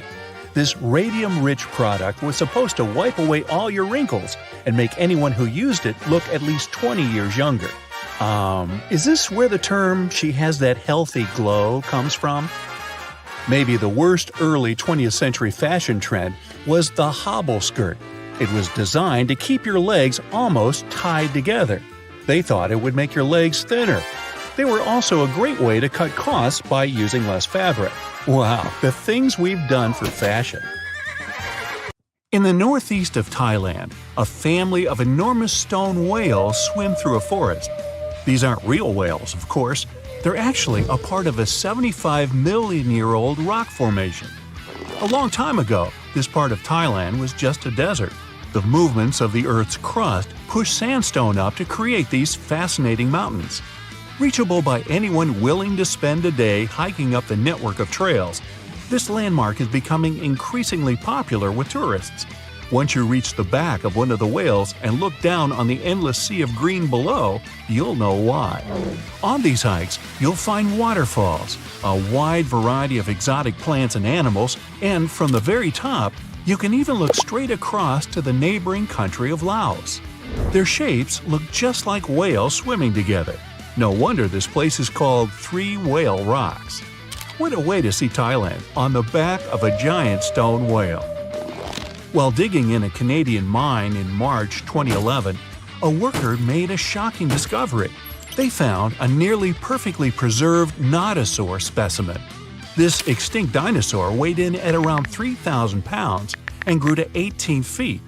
Despite being over 110 million years old, the nothosaur was so well preserved that you can clearly see the heavy body armor and scaly skin that covered it.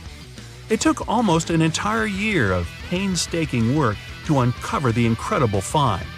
The fossil was finally unveiled in a Canadian museum in 2017. Unexpectedly, analysis of the skin showed shading that the nothosaur may have been capable of camouflage, like modern-day geckos and moths. This is in addition to the spines and scales that already make it a walking tank. Still being studied today, this nothosaur could go down as one of the most important fossils discovered in a long time. Its detail could help us to uncover even more of the mysteries of the past. The Voynich manuscript is the world's most mysterious document. Since its discovery in 1912, the manuscript has been a complete mystery to everyone that comes across it. It is heavily illustrated with strange pictures of alien plants, unknown objects, and the zodiac symbols. But the most interesting aspect of it is the writing. The language used in the text is completely indecipherable. No one knows what it says, who wrote it, or where it was written. We don't even know if it was a real, functional language or if it was just created for this one text. The drawings of different plants are equally intriguing. Most of the plants in the manuscript are identifiable as plants, but they don't match up with any known species. A professor of applied linguistics in England claimed to have deciphered some of the characters in the book, but we haven't managed to uncover any more information about this mysterious text. If you're ever going to head down under, don't forget to pay a visit to the mystery craters in Queensland. Halfway between Bundaberg and Gingin is one of Australia's most baffling finds, and that's saying quite a lot for Oz. In 1971, the site belonged to a farmer growing zucchini and potatoes. As the farmer tried to expand his farm, he kept hitting large rocks in the fields while plowing. When he took a closer look at the rocks in his way, he found marine fossils and some strange craters. The farmer passed his finds on to geology professors, who set out to research the formations. When the geologists began digging around the area, they uncovered a huge layer of sandstone and ochre stain that was completely covered with craters. There were 35 craters in total, and the layer of rock is estimated to be around 25 million years old. The scientists studying this mystery believe that hot springs, former ocean activity, and meteors are the prime suspects behind the craters. And I'd like to know about the characters who named those towns Bundaberg and Gingin. What fun names! Now, the Antikythera mechanism is an ancient computer of sorts that's still baffling scientists with its extraordinary design. Around 2,000 years ago, a Greek ship sank off the coast of the island of Antikythera. The wreckage was discovered in 1900, and divers salvaged some of its ancient artifacts. When archaeologists started sorting out the discoveries from the wreckage, they came across an object that didn't seem to fit with anything else. The wreckage was ancient, but they found an incredible device that seemed far too technologically advanced. The machine functioned as a calculator, allowing its user to follow time, the movement of stars, eclipses, moon phases, and even countdowns to events like the Olympics with amazing precision. This level of technology is almost impossible to explain coming from an ancient Greek wreckage. No mechanism would come close to the machine until the 14th century, when geared clocks began to be built in Europe. How was the device, created so long ago, 1,400 years before its time? Could the sinking of the Antikythera and the loss of the calculator have held the development of technology back by hundreds of years? Meanwhile, the Caucasus Mountains near the Black Sea are one of the few areas of Europe that haven't experienced much human impact, even though most white-skinned people in the world are referred to as Caucasians. Despite this, archaeologists have found many ancient megalithic structures in the area. The house-like structures, known as dolmens, contain jewelry, bronze tools, and assorted pottery. Archaeologists don't know who built them, why they built them, or what their true purpose is. The stones were either two stones held together by a large stone as a roof, or smaller stones stacked as walls with a hole only on one side. There have even been stone plugs found that to seal whatever is inside. What's even stranger about these stone formations is that they aren't just found in the Caucasus. They're found all over the planet, in Australia, South Korea, Colombia, Africa, and even France. Their purpose is unknown, so all scientists can do is speculate. The discovery of the tomb of the first emperor of China in 1974 is well documented. Who could forget the finding of 8,000 terracotta warriors protecting the entrance? Most of the statues are warriors, each with their own unique facial expressions. There are even full-size terracotta horses and chariots too, just for extra protection. What isn't well known is that some areas of the tomb haven't ever been entered yet. Archaeologists are very reluctant to open the site because the whole area is unstable. There might be something amazing inside, but no one wants to risk losing an amazing piece of history. Eventually, researchers will send tiny robots into the unopened tombs to give a better idea of what's inside. Until then, archaeologists have to wait a little bit longer for the secrets. In southern Costa Rica, people have discovered a collection of mysterious stone spheres. There are over 300 scattered around the landscape, and some are almost 7 feet across. No one knows their purpose or how they were produced. One thing we do know is the material they were made from: gabbro, a volcanic rock. Carving the stones into their perfect spherical shapes would have taken a lot of time and effort. Researchers think they might have been made by a now extinct group, using barely any tools. The best theory is that they used small stones to chisel away at the edges of boulders, before using sand to smooth the sides. Some think that they may have an astronomical purpose, or even used as markers to point the way towards something, but no one knows anymore. Their significance is lost with the civilization that created them. Off the southern tip of Japan, and 75 miles from Taiwan, lies the Yonaguni Formation. A local diver first noticed these formations in 1986 while searching for new dive sites to take tourists. Seeing the large steps that resembled a pyramid, he thought he discovered an underwater city. Some archaeologists believe that the structures could have been signs of a fabled Pacific civilization, like Atlantis, that vanished beneath the waves thousands of years ago. There are also reports of marks in the stone, suggesting quarry work. Some people even claim that there were faded images of humans and animals carved into the stone. None of this is backed with much evidence, though. Most experts believe that the formation is natural, and the symmetry of the rocks has been overstated. They are not as straight as reported, and it appears to be solid natural rock, rather than carved blocks. In other words, the resemblance to a sunken civilization is just a coincidence. In Turkey, archaeologists believe they might have found the oldest known architecture in the world, over 10,000 years old, according to experts. Found in an area that used to be home to ancient farming communities, these monoliths, which stood up to 18 feet high, were likely used for social events and rituals. Not much is known about them, though. These large stone structures seem to be human-shaped, with images of animals carved into them. Nearby, researchers have found signs of domestic housing, suggesting that these amazing monuments might have signaled the start of the move towards modern civilization. The Kimbaya artifacts are some of the most interesting artifacts ever found. The most curious thing about them is how closely they seem to resemble modern airplanes.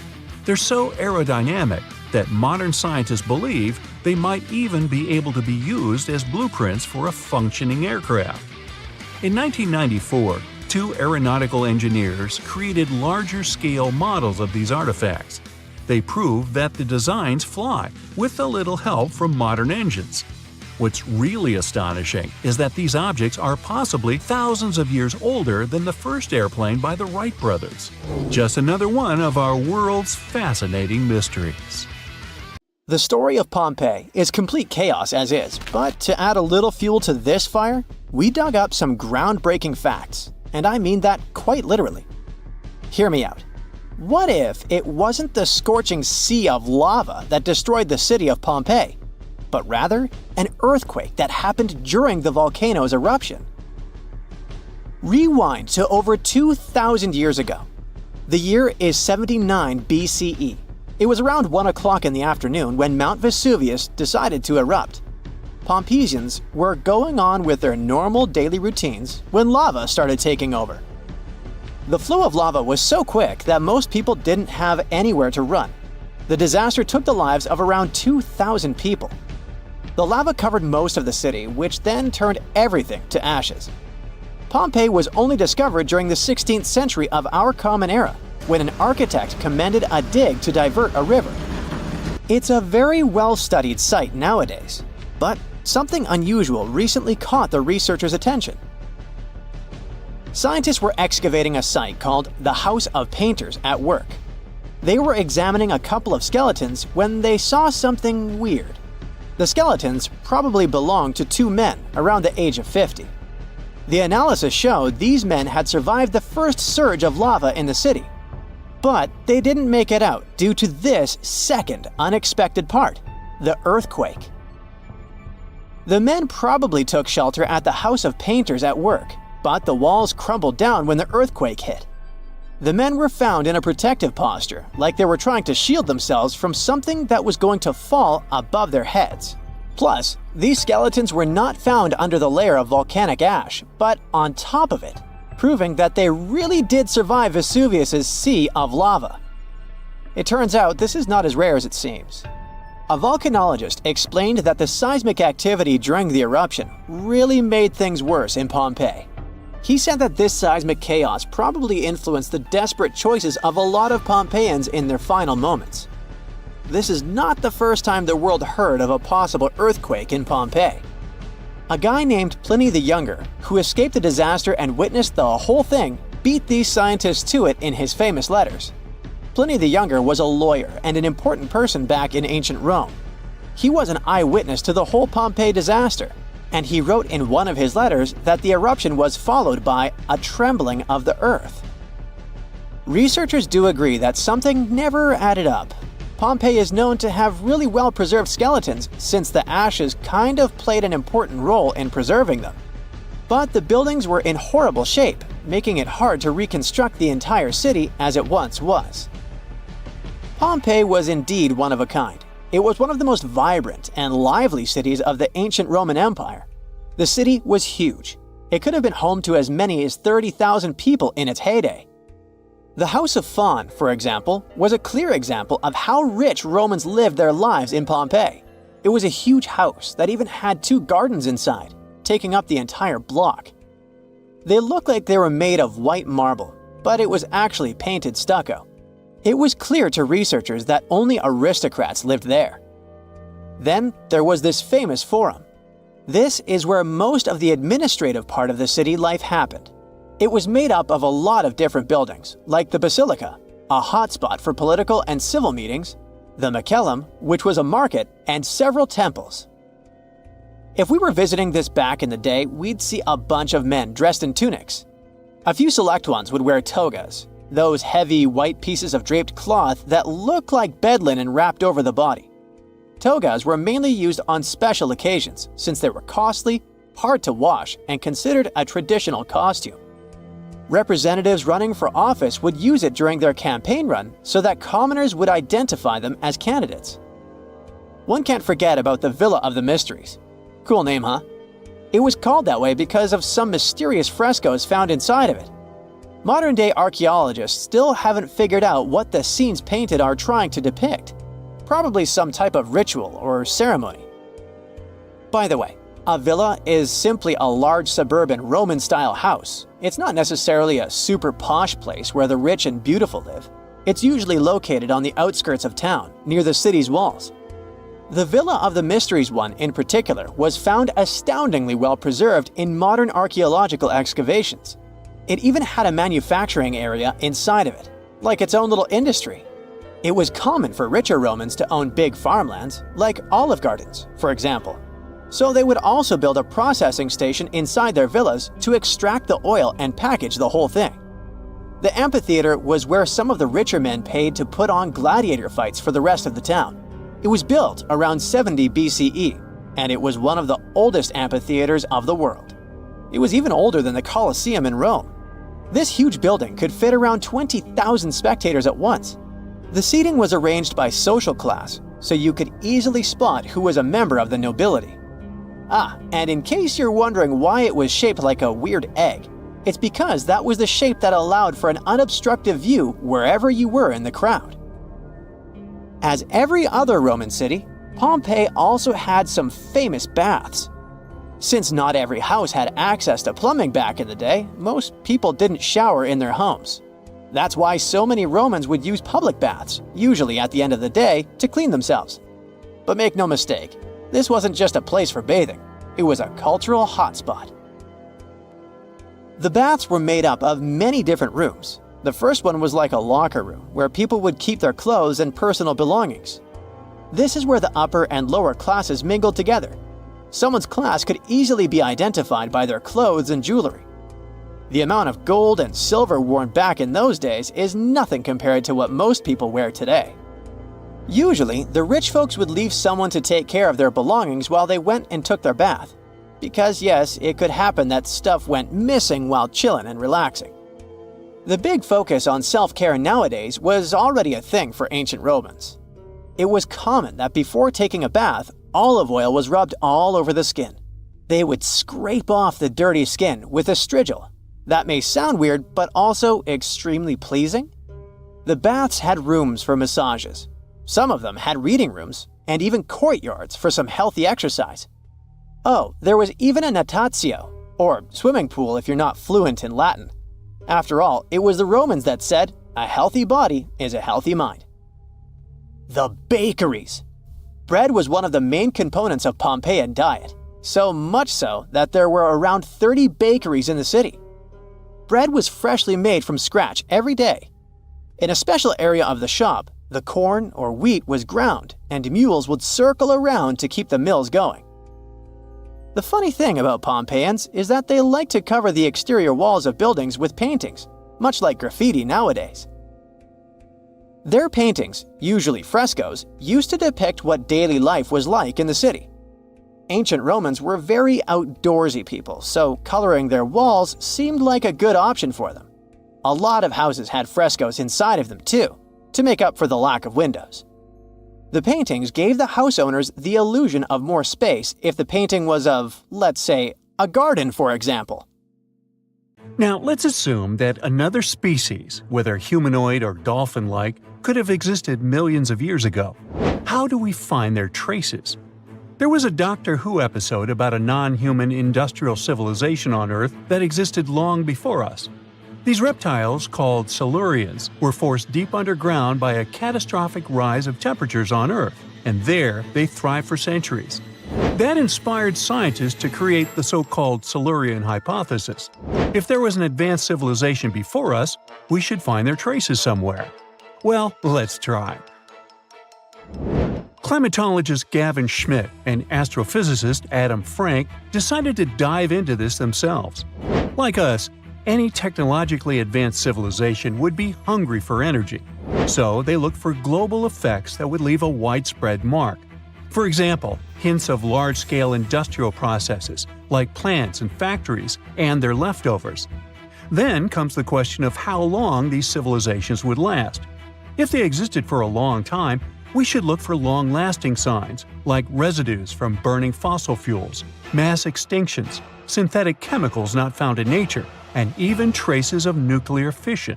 Basically, we should search for the same kinds of things that humans are currently leaving behind as evidence of our activities. Unfortunately, this evidence isn't that easy to find. Let's imagine an unsettling scenario if humanity suddenly disappeared. Even though it seems like we've left a lot of changes on our planet, the future civilization millions of years from now would struggle to find any remnants of our existence. Why? Well, our planet has existed for 4.5 billion years. Complex life on Earth has existed for more than 400 million years. Compared to that, our industrial period only lasted around 300 years, and we haven't left any significant traces. Our record of Earth's history is full of gaps, especially the further back you look. The fossil record captures only some things, being very selective and incomplete. On average, one fossil emerges every 10,000 years, and dinosaur footprints are even rarer. Mountains rise, oceans change, and plate tectonics can easily wipe out evidence of entire civilizations. After a couple of million years, chances are any physical signs of a civilization would disappear. In order to find at least something, we have to look for things like odd sediment patterns or unusual isotopic ratios. Also, fossils mostly form in water, leaving us in the dark about creatures on land or in the jungles. So even if there was a technologically advanced society millions of years in the past, and even if they were far more advanced than us, we might struggle to find any clues of its existence. Frank and Schmidt try to understand how we could ever hope to spot signs of them. Discovering actual cities would be the ultimate proof of a Silurian-style civilization on Earth. But Adam Frank isn't too optimistic. Even now, our cities cover less than 3% of the surface, making it easy to miss ancient city ruins. Whether a city survives over tens of millions of years depends on whether the land around it is sinking, getting locked into a rock, or rising, getting worn away by rain and wind. So places like the French Quarter in New Orleans might have a better shot of making it into the geologic record than, say, Haight-Ashbury in San Francisco. When it comes to finding artifacts, the odds are pretty slim as well. No prehistoric iPhone would survive millions of years, fancy glass or not. Finding their fossilized remnants might be a bit more promising, but it's still tricky. Considering modern humans have only been around for about 100,000 years, it's quite possible that we might overlook any traces of an earlier advanced species. There is one thing, though. We could stumble upon their traces in rocks. Our current chaotic era might leave a distinct mark on the Earth's geological history, especially since we're basically experiencing PTM 2.0. I'll get to that in a moment. So they try to look at the changes in the carbon cycle. Humans have been releasing a lot of fossil carbon since the 18th century. This leaves a special mark in the carbon isotope ratio, like a signature that shows the difference between carbon in living things, such as seashells, and carbon in lifeless volcanic rock. Scientists also look for signs in the way sediments are arranged. Large coastal deltas might mean that there were bigger rivers made by folks in this hypothetical civilization. Traces of nitrogen could suggest big-scale farming, where they used a lot of fertilizer.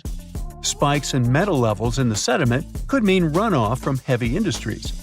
Of course, a single find like that wouldn't tell us anything. Schmidt says the key is to look for multiple signs together. Without clear artifacts, the uniqueness of an event might show in various clues rather than a set of changes linked to a single cause. On a quest for Silurian-style clues, scientists even decided to check the Moon. Some astronomers find it surprising that no one has looked into this before. They even joked about the possibility of dinosaurs building rockets and leaving traces on the Moon or other celestial bodies. These astronomers think that Earth-like planets tend to erase signs of civilizations on their surfaces. So they're exploring the wild notion that these beings might have been space travelers. In that case, remnants of their technology, known as technosignatures, could be lurking not only on our Moon, but also on asteroids, or even buried on Mars. There they might endure for millions or even billions of years.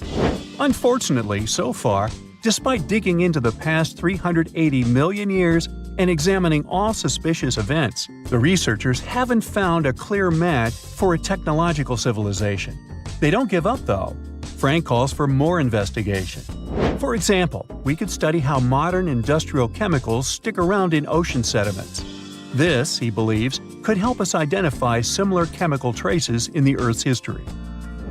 If there are no traces, why do we even bother to find something like that? This research is based on Schmidt and Frank's recent papers. They were delving into the Anthropocene. It's the proposed epoch dominated by human activities on Earth. It's full of these things called hyperthermals. They're prehistoric events when temperatures on Earth sharply increased over a relatively short time. They're like extreme heat waves from the past. A great example of this is the Paleocene-Eocene thermal maximum, or PETM for short. It happened around 55.5 million years ago and saw a rapid rise in global temperatures. Over 200,000 years, the average temperature on Earth jumped from about 9 to 14 degrees Fahrenheit. We study these hyperthermals to understand how they occurred, from natural causes or human activities. So, these hyperthermals sparked the genesis of Frank and Schmidt's research. To study them, scientists started examining chemical signals and tracers left in rocks. When doing that, Schmidt and Frank uncovered some eerie parallels between all the climate issues we have today and past periods of rapid temperature shifts. There's a close similarity between the PETM and other hyperthermal events. So all this work isn't just about solving a historical mystery. Understanding our impact on the environment can guide us to finding better ways to live in harmony with the planet and avoid becoming a forgotten species in the future. Our Milky Way is filled with lots of planets that could be just right for life, but we don't know if there are other civilizations out there. Earth is the only place we know of with living beings. About 200 years ago, people wondered if there might be civilizations on Mars. Back then, it was a real question. But once we got pictures from space probes, we decided there wasn't any evidence for it, and that idea got stuck in our minds. Now, it's not even considered a valid topic for serious science. It's seen as kind of silly. But no one has set clear limits on what could have happened on our own planet a really long time ago. So, even if there is no proof, we shouldn't throw away the possibility. Don't forget, it took humanity a while to recognize dinosaurs. Maybe Silurians are just patiently waiting for their time. In February 1961, 3 adventurous rock lovers were searching for geodes near Olancha, California. They took one of their findings home and studied it because it looked pretty unusual. They managed to cut through the matrix and discovered something unexpected inside. Instead of the usual mineral formations, it had a cylindrical object resembling porcelain inside. There was a metal shaft at its center, and around it, a hexagonal sheath made of copper and some unidentified substance. Its discoverers were hoping they had found an example of some unknown technology from 500,000 years ago. It could be proof that there was a hyper-advanced ancient civilization like Atlantis, or that time travel was real. Maybe someone came all the way from the future and accidentally dropped the item. Or maybe some intelligent extraterrestrial beings brought it when visiting Earth. If any of these theories were true, it would mean that scientists have to completely rewrite all human history as we know it. But not everyone shared the excitement, and truth seekers and alternative archaeology circles were trying to solve the mystery of the so-called Koso artifact until the late 90s with theories and debates. Then a group of skeptics took images and x-rays of the discovery and showed them to spark plug collectors. They have identified the artifact as a spark plug with corroded metal components from the 1920s and not ancient technology at all. Almost 20 years later, one of the co-discoverers of the artifact agreed to take it for inspection at the University of Washington. They officially confirmed it was a 1920s-era champion spark plug. And the stone matrix containing the artifact wasn't a geode, but a concretion. Those can form because of natural processes over decades or years, but not millennia. The Koso artifact is a good example of an out-of-place artifact, which is a thing in pseudo-archaeology. It's something found in a place or time where it shouldn't logically be. These artifacts seem too advanced for the time period they're found in. They could also mean human activity existed when humans weren't supposed to be around. The Baghdad Battery is another example of such an artifact. It was found in the 1930s by a German archaeologist and consists of a clay jar, a copper cylinder, and an iron rod going through the jar's stopper. Its top, which was broken off, probably had been sealed with asphalt. Its discoverer noticed that it had 2 different metals and possibly an electrolyte, which are key components of a battery. There are no ancient writings to support this theory, but when scientists ran tests and filled it with an ionic solution like vinegar or wine, it showed that it could conduct electricity. If it really was a battery from 2,000 years ago, it might have been used in ancient medical practices, or even embedded in statues to make it look like they were buzzing to impress people. Kionich, who found it, believed it was used for electroplating, a process for coating metals. Even if it was used as a battery, the Baghdad artifact could only produce a small amount of energy, around 1 volt of electricity. So, some people believe it was used as a storage container for sacred scrolls. Back in the 1930s, a couple stumbled upon something strange while walking along Red Creek in London, Texas. It was a piece of wood sticking out of what looked like an ancient rock formation. Around a decade later, their son, who was really curious to find out its secret, decided to crack open the rock and found a surprisingly modern hammer inside. This discovery caught the attention of Carl Baugh, a young Earth creationist who claimed the rock surrounding the hammer dated back to the Cretaceous period. He saw it as evidence against evolutionary theory. After some investigation, scientists proved that the rock was not as ancient as it seemed. Geological processes have just encased the modern hammer over time, so it wasn't evidence of humans coexisting with dinosaurs like the Flintstones, as some hoped. It was just a case of a miner dropping his hammer centuries ago and nature doing its thing. A Chinese archaeologist supposedly stumbled upon some caves that seemed to serve as a burial ground for small beings with big, oval heads. Alongside these remains, there was rock art depicting figures with round helmets, the sun, the moon, the earth, and stars connected by groups of pea-sized dots. They also found over 700 mysterious stone discs etched with spiral grooves. Things got even weirder when these discs were sent to a Chinese professor who claimed the grooves were actually written characters. According to his translation, the discs told the tale of Dropa visitors from another planet who had crashed their spaceship on Earth about 12,000 years ago and had tried to live among us until they were hunted down by locals. But there's no concrete evidence that any of this actually happened. The story was first published back in the 1960s in a couple of articles, but it all seemed a bit fishy. None of the people involved, the archaeologist, the professor, or even the university they supposedly worked at, seemed to have left any trace in the records.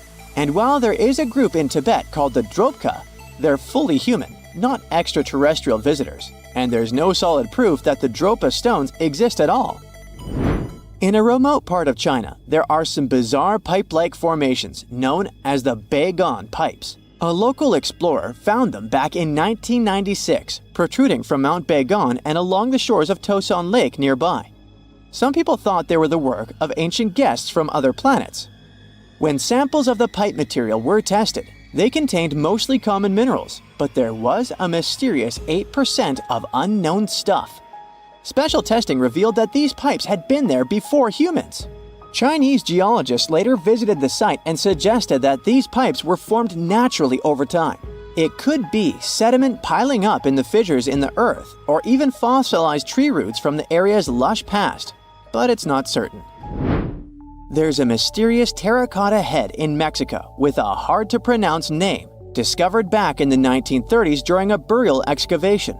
This head looked a lot like fancy Roman statues, so it wasn't clear what it was doing in Mexico. For some reason, the discoverer kept it secret for several decades. The head was found in a pyramid with 3 floors about 40 miles from Mexico City, alongside gold, copper, and pottery. Some argue that if this head really is many centuries old, it could mean the Romans or some other civilization had made it to Mesoamerica before Columbus did. There are also drift voyage theories mentioning a shipwreck after which some artifacts and survivors made it ashore. Some suggest that this figurine head was a little souvenir brought over by the Vikings. But there's no solid archaeological proof of the Vikings meeting the folks in Mesoamerica. There are some artifacts floating around, but none of them have been stamped as undeniable evidence of pre-Columbian contact, so the mystery of how this head ended up where it did remains unsolved. While digging a trench along a river in Romania, workers found a wedge, which is now famous as the aluminum wedge of Ajud, or the object of Ajud. Right next to it, there were some mastodon bones. Those distant relatives of elephants lived 11,000 years ago, so the wedge is probably of the same age. The cool part is that it's made of aluminum, a metal not even discovered until the 1800s. This material requires serious heat to produce. The wedge is also covered in a thick layer of oxide that's been sitting there for hundreds of years. Some folks believe this wedge must have crash-landed here on a spacecraft from some other planet. Some scientists think it's all a hoax, and others suppose it might be a human-made object with an unknown purpose. Canada is known for its snowy mountains, untouched forests, pristine lakes, friendly, helpful people, eh? And that delicious maple syrup. Now they get to add something else to the list: the world's oldest water. Back in 2016, researchers drilled down 1.9 miles and found an ancient pool of water at Kidmine, Ontario. The water was believed to be at least 2 billion years old. Not fresh water. The water was found bubbling up in caverns deep underground, inside the 3 million square miles of the Canadian Shield, one of the world's largest geological continental shields. The area endures very little plate tectonic activity, possibly explaining how the water remained untouched for so long. Scientists and researchers analyzed the water and found dissolved gases of helium, argon, xenon, and neon, untouched by any outside source. There were even traces of microbes dating back billions of years. This was a stunning find for science that allowed us to gaze back in time at a lost world. If life-supporting water can be found miles below the Earth, it could be possible to find the same thing on other planets, like Mars, Saturn, and Jupiter's moons as well. Point Nemo is the furthest point from land on Earth, officially called the Oceanic Point of Inaccessibility, kind of like my parking space. It's so far from land that the closest humans to it are usually astronauts. The International Space Station orbits the Earth from around 250 miles away, while the closest populated spot to Point Nemo on Earth is more than 1,670 miles in all directions. Since its real title is a bit long, it was nicknamed Point Nemo after Captain Nemo from Jules Verne's 20,000 Leagues Under the Sea. Nemo means no one in Latin, which suits this area perfectly because there's no people around. The Crooked Forest is found in Gryfino, Poland. It's a grove of 400 unusually curved pine trees that were planted around the 1930s. They bend northwards at a sharp 90-degree angle from the tree's base, but then remarkably turn back to grow straight up into the sky. Some of the curves reach out 3 to 9 feet sideways, but the trees are healthy and many grow to nearly 50 feet tall. These crooked pines are surrounded by a larger forest of straight-growing pines. There's no explanation as to why they're bent the way they are. The theories for this strange development range from weather conditions to human intervention, but no one knows for sure. The Hamza River is one of the longest and widest rivers in the world, and it sits right underneath the Amazon River itself. At a depth of 2.5 miles, this river flows a little more than a trickle compared to the Great River above it. The push of the Amazon River's water into the Atlantic is around 35 million gallons per second, while the Hamza only manages 1 million gallons per second. Either way, there's no choice but to go with the flow. Around the same length as the Amazon itself, 3,700 miles, it's the width that stunned the science world. It's 125 to 250 miles wide, compared to the Amazon's width of about 1/2 mile to 60 miles wide. The Cave of Crystals was discovered in 2000 when miners drained water from a zinc mine in Chihuahua, Mexico. The state, not the dog. What scientists found was an enchanting cave filled with colossal gypsum crystals that were larger than 33 feet and over 3 feet wide. They were so pure that scientists were unable to work out how old they were, but researchers believe they discovered a 50,000-year-old sample of bacteria inside one of the crystals. Also known as the River of Five Colors, Caño Cristales is one of the most amazing natural wonders in all of Colombia. The area is filled with waterfalls, pools, and caverns, but the river itself is the true wonder.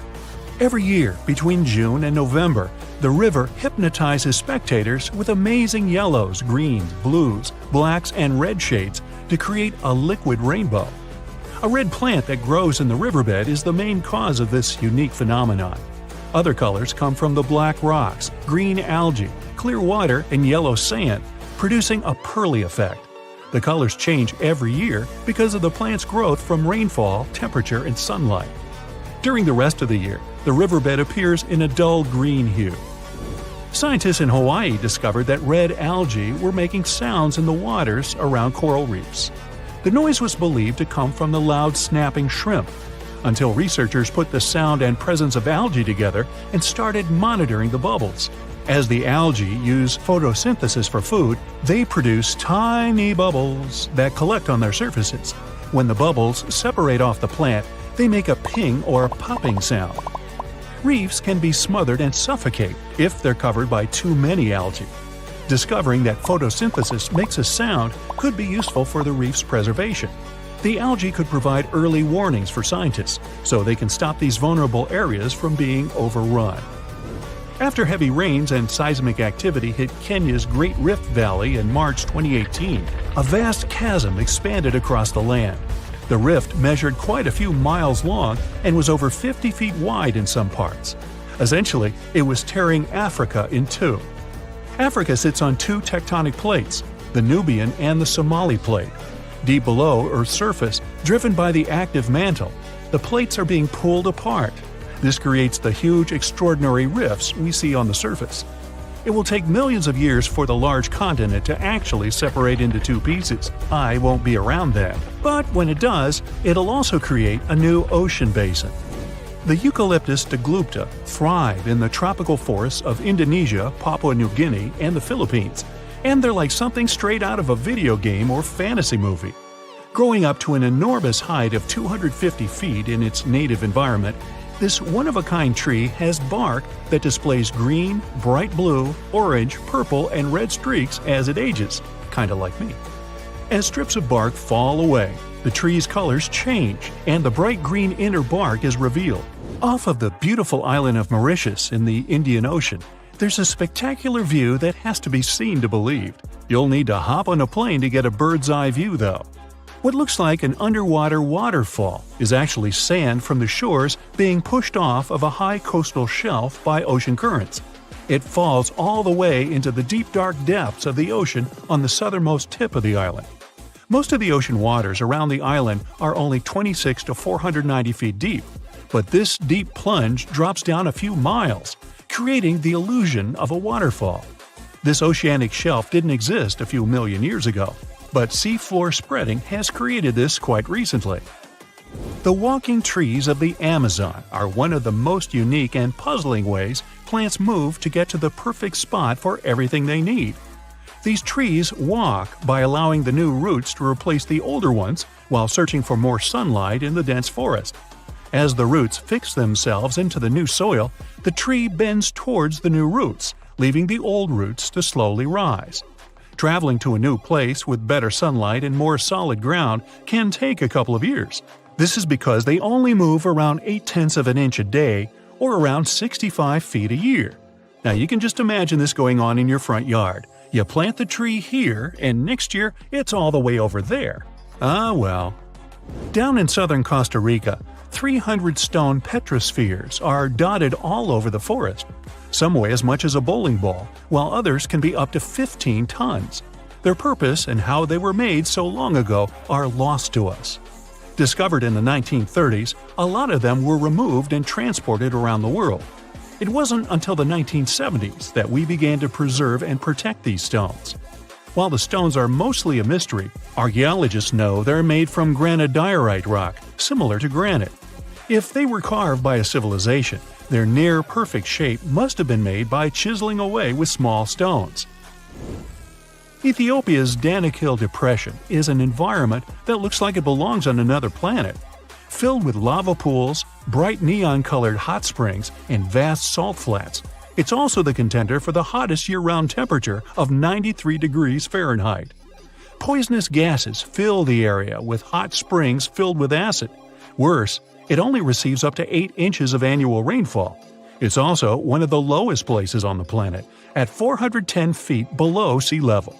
No wonder it's